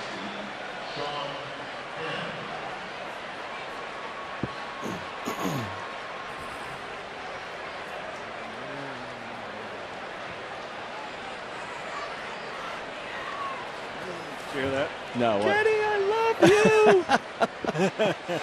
I thought she said Lenny's. I thought so. Yeah, right. Maybe. Maybe.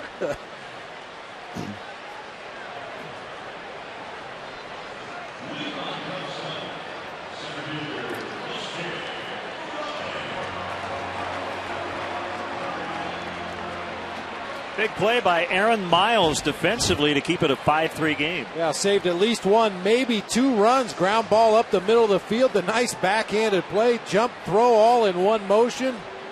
They get Young at first by half a step. Left-hander Sean Hen is working against Kosuke Fukudome, so starter Slowey is out.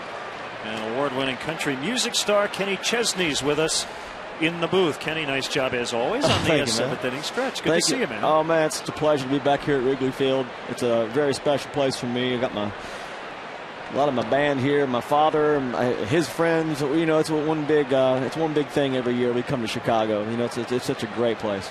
So you're playing tomorrow night, right? Yeah, we're playing tomorrow night at Soldier Soldier Field, and you know, we got the night off, so we're going to be rolling around Wrigleyville a little bit here and there. So you know, it's going to be a lot of fun. Rick Sutcliffe taught me how to do that very well, so I'm going to. Well, you learned from a master. I learned from the master. Him and Mark Grace. I tell you, I learned from both those guys. 2-1 on Fukudome. And we know you're a big baseball fan, and great to see Rick Sutcliffe working pretty much full time these days, coming back from his cancer treatments. Looks great, and he looks great. He's back to normal. I love him, and really, the first time I met Sut was here, and I didn't realize how one person could own a town like he owns Chicago. But it was unbelievable, and you're right. I learned from the master about how to love this town. The 2-2 pitch is low and outside on a fastball. 3-2. Kevin Slowey gave up 3 runs today in 6 innings. He struck out 10 and walked 1. Ryan Theriot on deck, and then Aaron Miles for the Cubs here in the 7th. The kick and the pitch, swing and a miss. Kosuke's had a tough day. He has struck out all 3 times. I got to ask you, Kenny, greatest hits 2. When you're putting out multiple greatest hits albums, that's pretty impressive. Well, it's we've been very blessed. There's no doubt about it. We've when I first got started, I just wanted one song on the radio. I was a kid from East Tennessee, and we've been very blessed. To have one greatest hits album is pretty impressive. But to have, this is our second time around with that, and guys, I got to tell you, this town of Chicago has really been, they've supported me as much or more than any town in the country. And I love coming here to play. The energy of the crowd here is unbelievable. It's I don't know. It's just it's a very passionate town about sports, about music, whatever. And I'm excited to be here today. I can tell you that. All right, hang with us, Kenny. Pitching change. We'll be right back.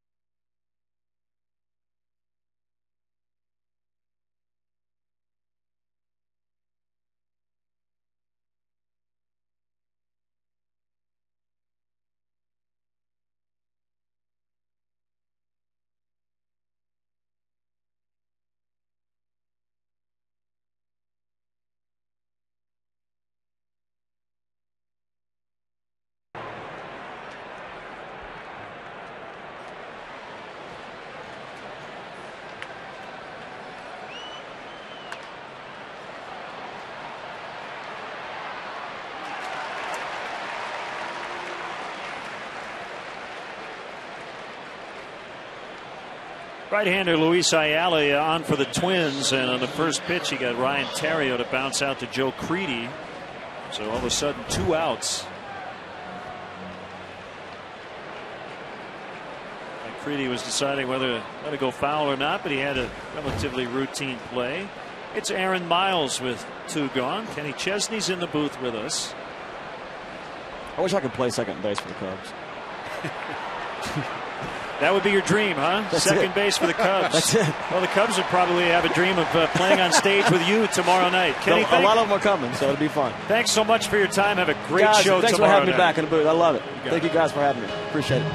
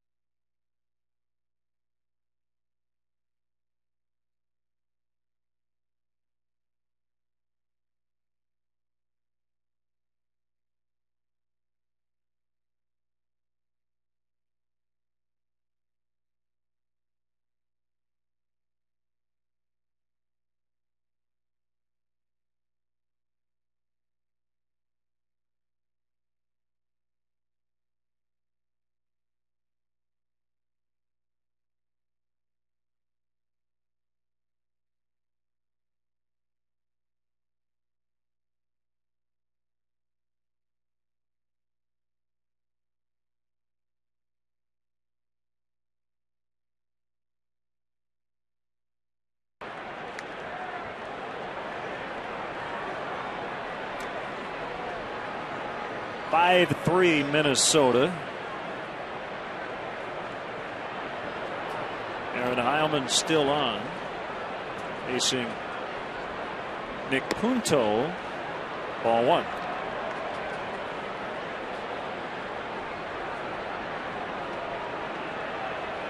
Well, that was fast. Really fast.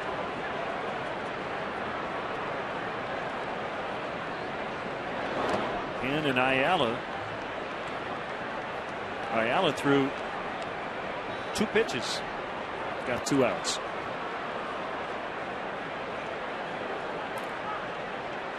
Meanwhile, 2-0 on Punto.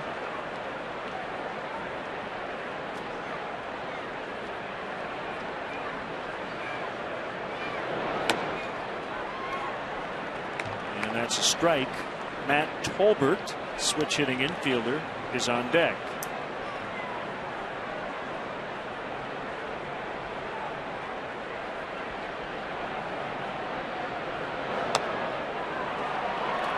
Got that one, 2-2.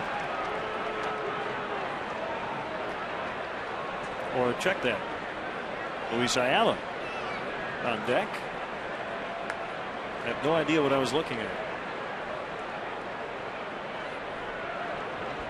I was looking for an 18 on the bench. I couldn't find one. I assumed it was a switch hitter. Base hit for Punto, and Ayala is going to take the at bat. Probably trying to lay down a bunt. If you're traveling and can't watch your Cubs on TV, you can always catch the game on your computer with MLB.tv. It's the ultimate baseball experience, featuring 100 out-of-market games per week live on your computer, and catch those you missed on demand. For more details, visit Cubs.com, where baseball is always on. You ever heard the term brain cramp? I just had one. Oh, yeah. So Ayala pushes the bunt. Heilman will underhand to the second baseman. Miles covering. That's a successful sacrifice.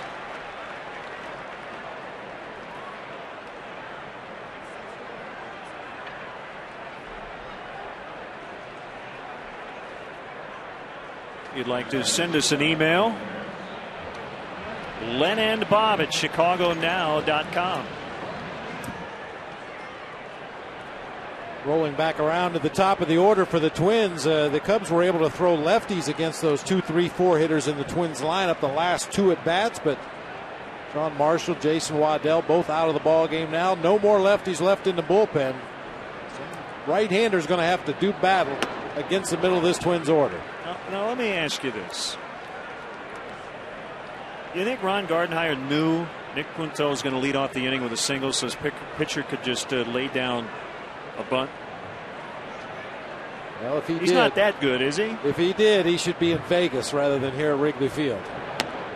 I'm just surprised they didn't double switch. But they are short on their bench, as you mentioned. Denard Span not with the team. He's battling dizziness. And apparently so am I. 2 strikes on Harris. Still trying to recover from that heat and humidity in Houston. Yeah. Well, in all seriousness, they are doing some tests on Span to try to figure out what is going on with him. It's not the first time. He has had some dizzy spells.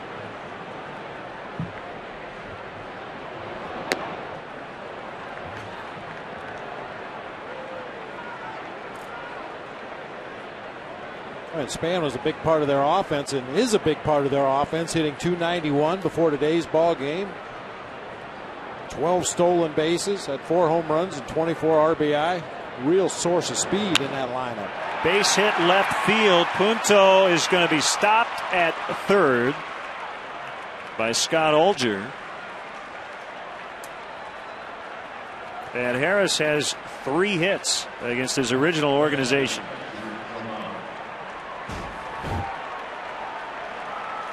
Here's Mauer.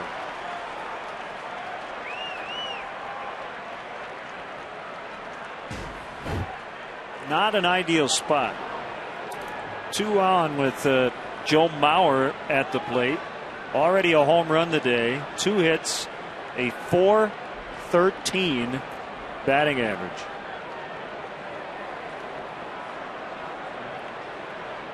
He and Justin Morneau coming into action today, 72 combined RBI since May 1st.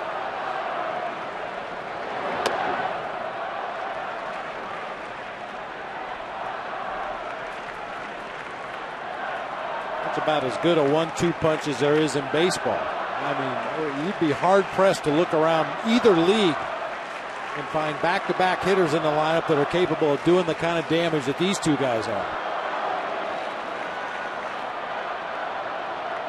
The 1-0 pitch. Got the fastball at 94 for a strike.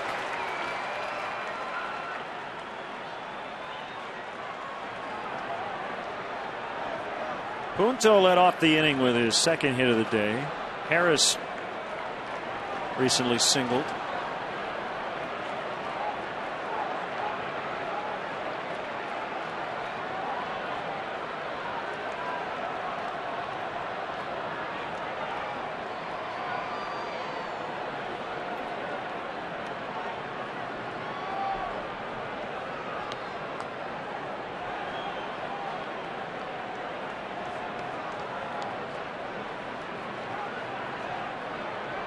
Aaron is the fourth Cubs pitcher of the day.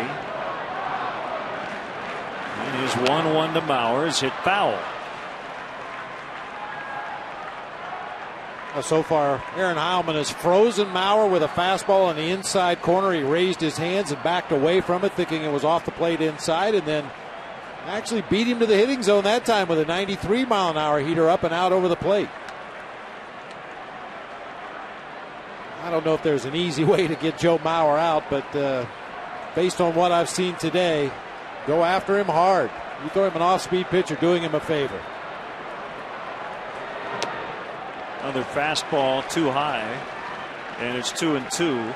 Mauer was the first overall pick in 2001. Mark Pryor was taken second by the Cubs in that draft.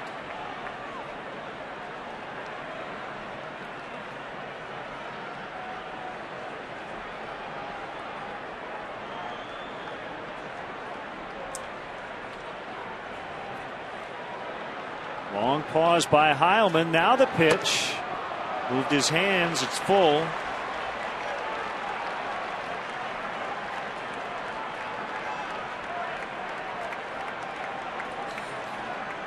Pretty safe bet to start that runner at first base if Ron Gardenhire chooses to do so. Mauer has only struck out 20 times all season. He's going to put the ball in play somewhere.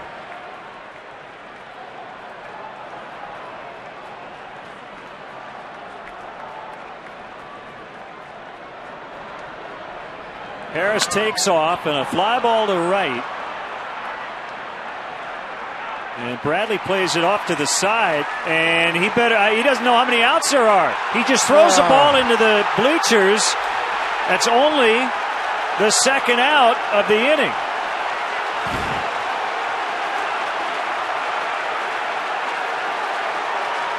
And that allows, not only Puntos was going to score either way on a sac fly, but it allows Harris to go all the way to the third.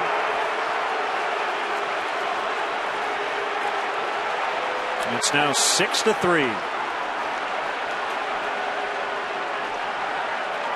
So a sacrifice fly for Mauer. And a mental error by Milton Bradley.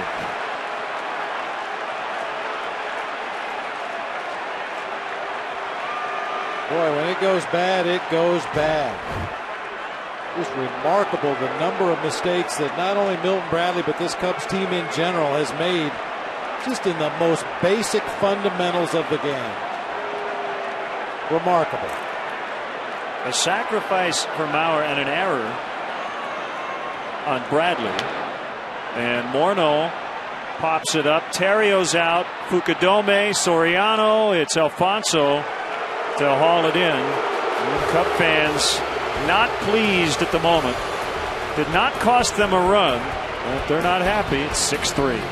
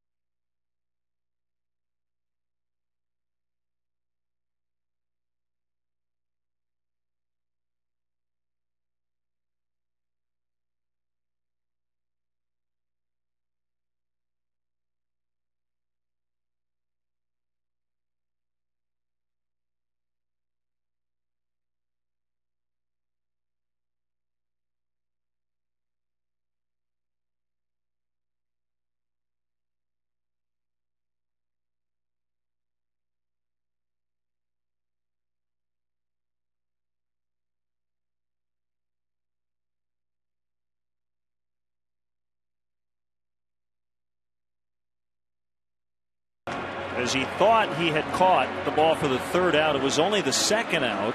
The run was going to score either way because it was plenty deep enough, but it did allow Brendan Harris to go from first to third as he tossed the ball up into the bleachers and right. And the fans let him hear about it as he went back into the dugout. Micah Hoffpower will hit for the pitcher Heilman. Bottom of the 8th, 6-3 Twins.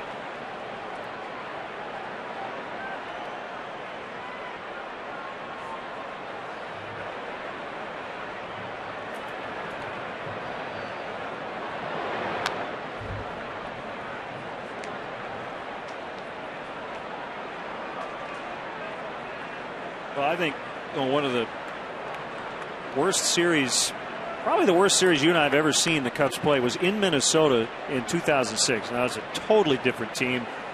Cubs were struggling at the time, and the Twins ran all around the Metrodome and sweeping them.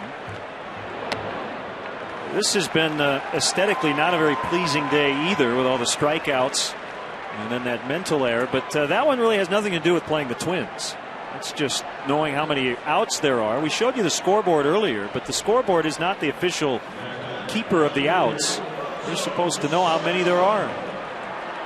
Well, and after every out that's recorded, the middle infielders make it a practice to turn around and let the outfielders know by holding one finger or two fingers up in the air how many outs there are in the inning. So that's really one of those inexcusable things. It happens in the game all the time. Milton Bradley's not alone. It happens all the time, but it should never happen. One strike on Soriano, who's 0 for 3. Ayala from the windup. Former member of the Expos / Nationals, so Cubs have seen him before in National League play. David Patton getting ready. Ayala also a former Met.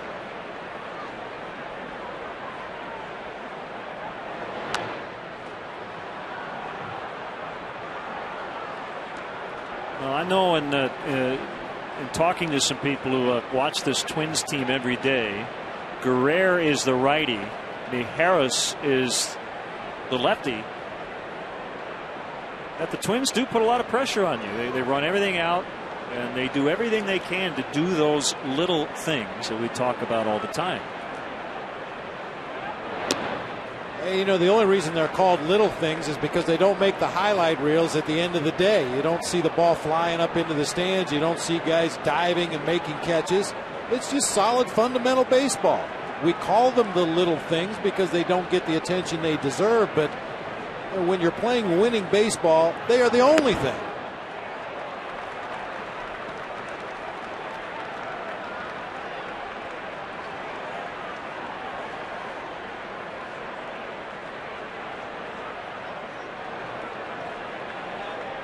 Again, the Twins are under 500. They're 2 under. Right now in second place in their division. Hooked foul. It'll be a souvenir for one of the 41,509 crammed into Wrigley Field.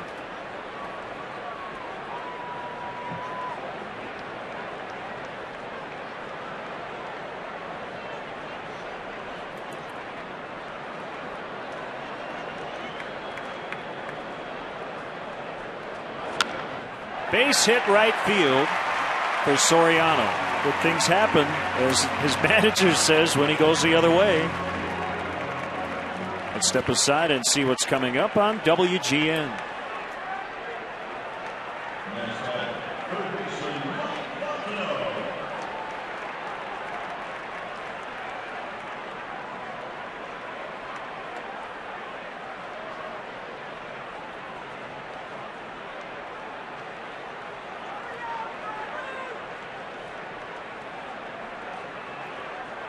Pitching change coming up. Jose Mijares is coming in with left-hander Mike Fontenot due up, but it's going to be Reed Johnson to take the at-bat. 6-3 Twins in the 8th.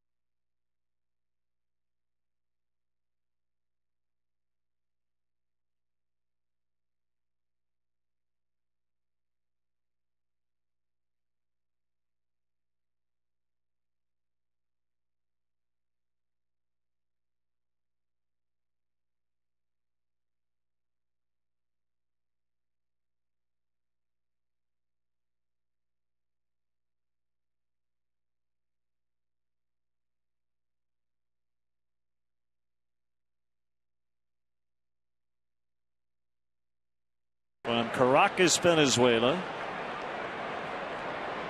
He's not going to face Mike Fontenot. Instead, it'll be pinch hitter Reed Johnson. Soriano at first with one out. We're in the 8th, and Reed just got hit. The tying run's going to come up. It'll be switch hitting Milton Bradley, who will now bat right-handed.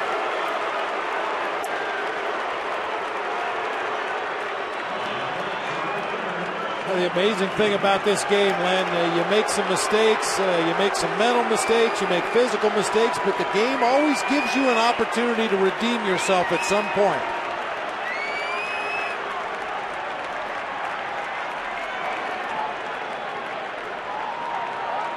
Bradley has that opportunity.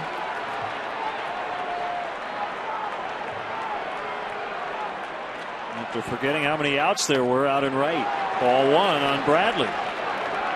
By the way, he has 2 hits and 2 RBIs at the plate. Got the Cubs going with a 2-run double in the 6th inning.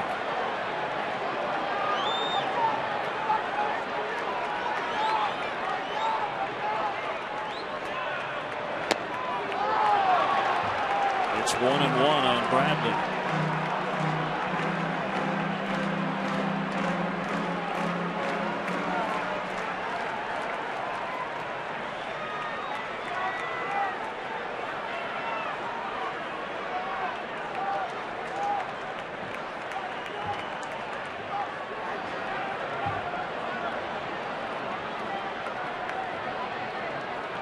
Kick and the 1-1 bouncer foul into the dugout.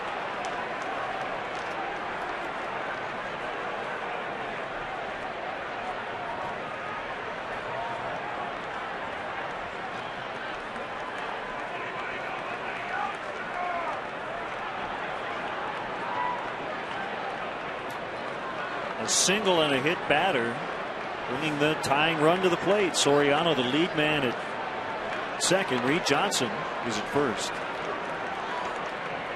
1-2. Knocked down by Mauer. Yeah, he can play defense too. He won a Gold Glove last season.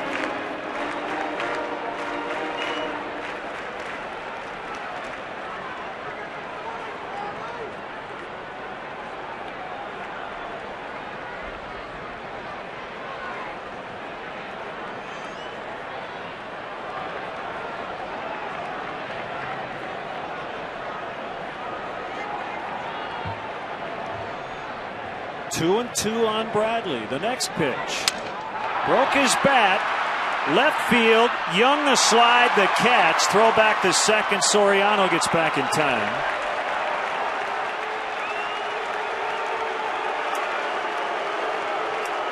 So Young with a sliding catch. And it'll bring up Derek Lee with 2 outs.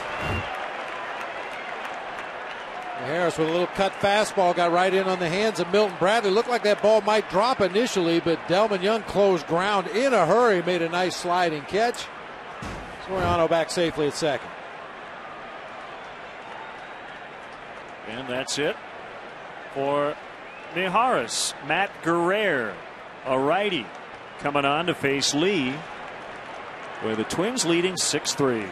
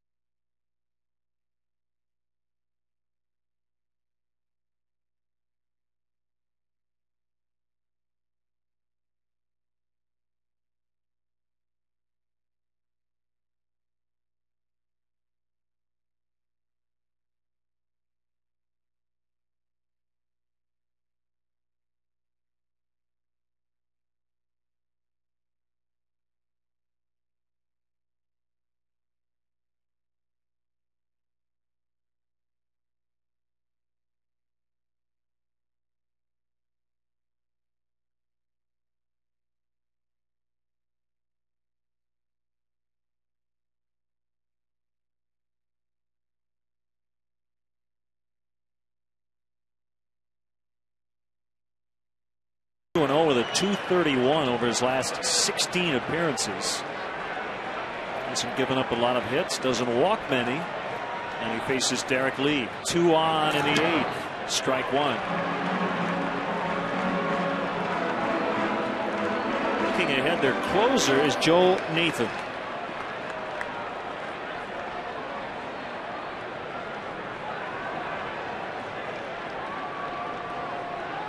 He's a 3-time All-Star. 0-1. Base hit left field. Soriano is going to be sent by Mike Quade. Delman Young up with it. Throw's going to be not in time. 6-4. Lee's on base streak and hit streak continuing. 11 games with the hits, 21 games on base, and his second RBI today.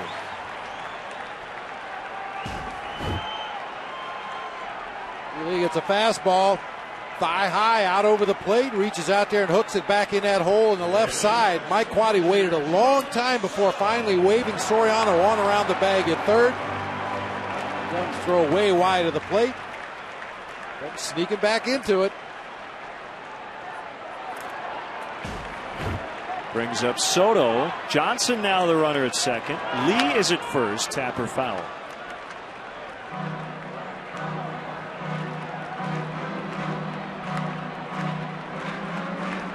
Gio with 2 strikeouts and a pop out.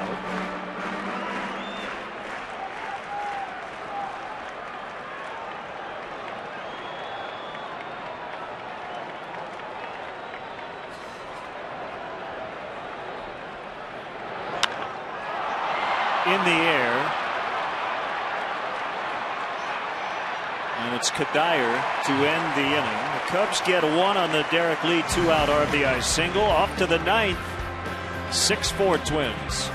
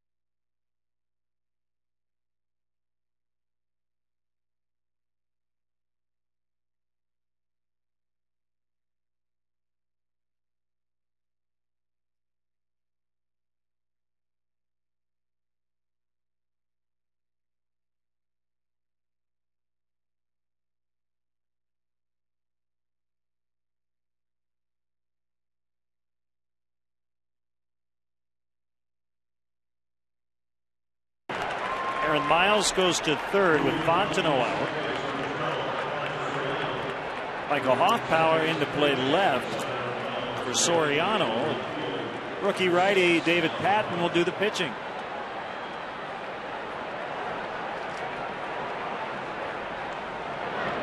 Jason Kubel, strike 1.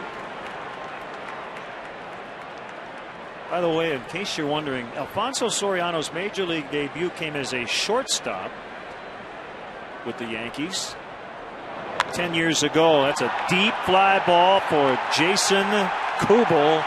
Gone. 7-4.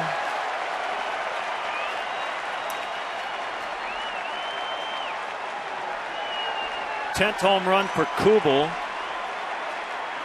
He kind of gets lost in the shuffle. He's their cleanup man. And then you have Bauer and Morneau, and then all of a sudden there's Kubel hitting in the 300s with 10 homers now. That's his 10th home run, 36th RBI on the season. Came on a breaking ball. That ball's way out of here. With the wind still blowing in from right center. It's normally their DH, but today playing right.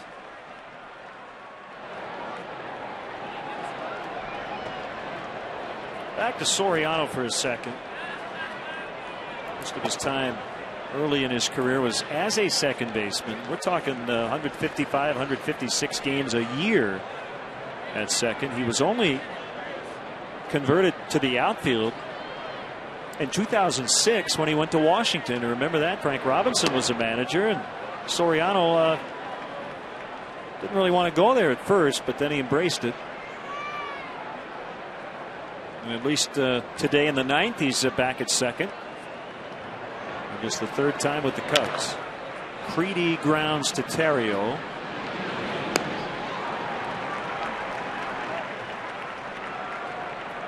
Time now to look at today's AM/PM Cubs player of the game. Aaron Miles with an infield hit. Not only did he get an infield hit offensively, he took one away defensively. Made a great play up the middle of the field. The jump throw back to first base just in time. Once again, that's today's AM/PM Cubs player of the game. Too much good stuff.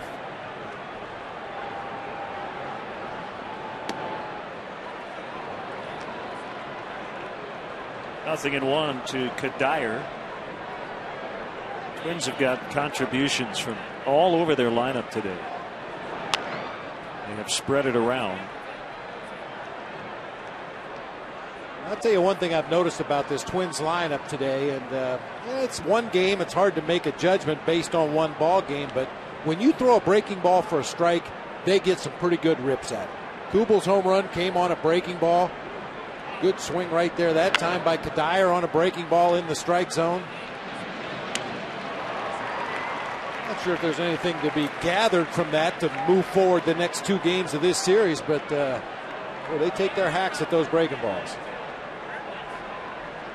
Is it because maybe they see more of them in the American League? I mean, that's always been kind of what you hear about the 2 leagues and the differences. I think those differences, maybe in the past that was true, but I think it's a pretty homogeneous game right now. I mean, we see pitchers in the National League throwing 2-0 sliders, 3-1 sliders.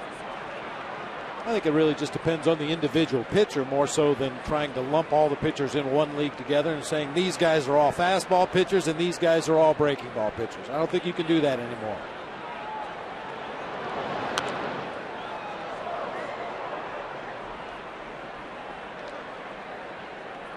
I think the umpiring has a lot to do with that. When the umpires joined and no longer did you have American League umps and National League umps, the strike zone became a little more uniform. Maybe some of that difference between the 2 leagues has gone away.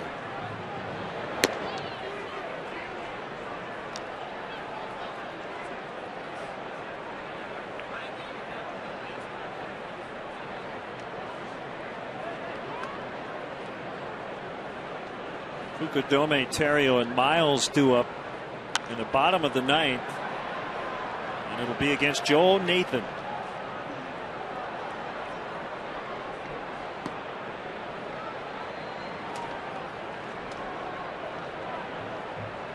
By the way, Nathan hasn't had an ERA above 2 since 2005. He's pretty good.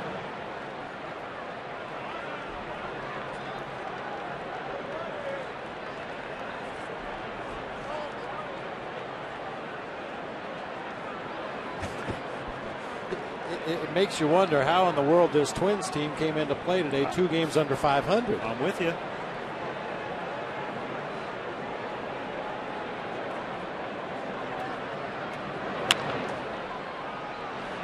Terrio will handle all the chances. Kubel with a leadoff home run. It will be a save chance for Nathan. It's 7-4.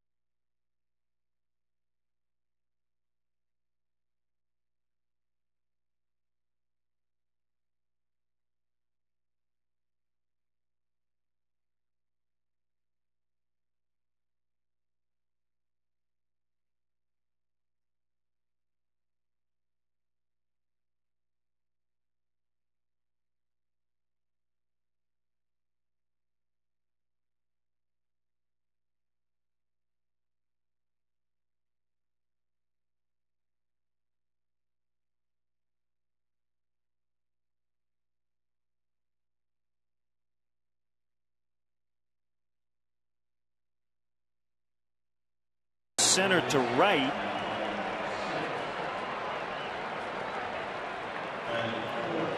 And here's Joe Nathan.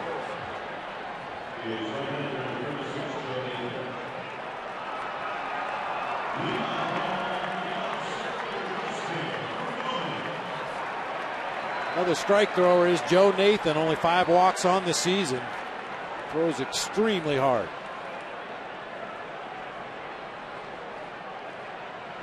Kosuke grounds right to Creedy, who throws him out.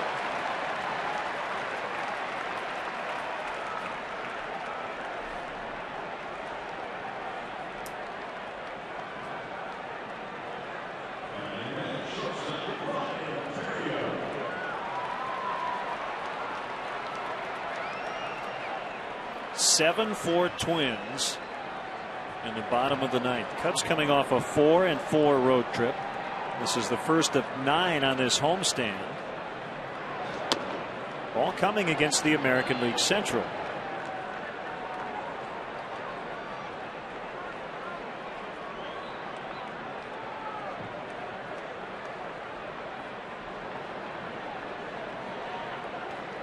The 1-0 pitch. 4 seamers high. 2-0.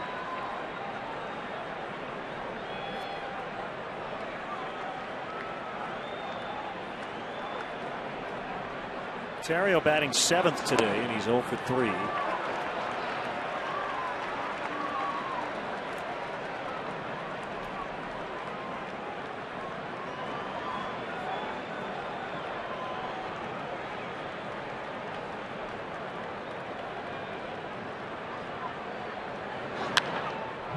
Fly ball center field. Gomez with no problem.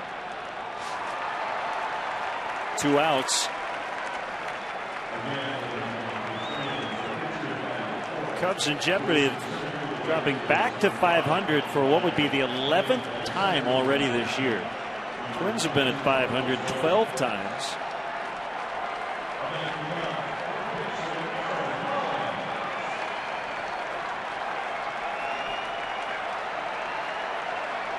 It's up to Aaron Miles to keep the Cubs alive.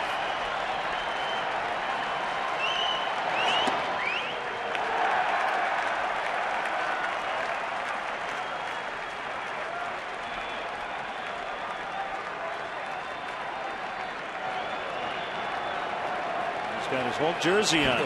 Pants too. It's a little overkill there, pal. Well, maybe he's got a game after the game. Might be. Run over to Lincoln Park and play a little softball.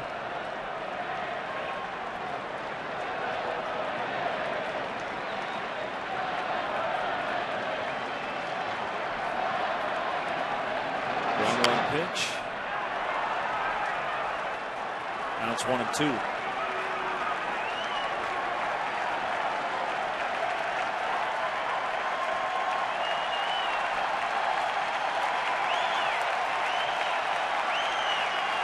As we mentioned, a lot of Twin fans made the trip here to Wrigley Field.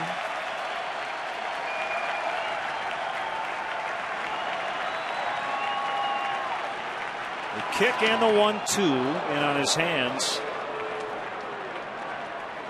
That evens a count at 2 apiece. Went from 0-4 to 0-8 for Joe Nathan. At least 36 saves with an ERA that's under 2 in 4 of those 5 years. Ground ball charged by Harris, and the Twins take the opener of this series as Nathan goes 1-2-3 in the ninth.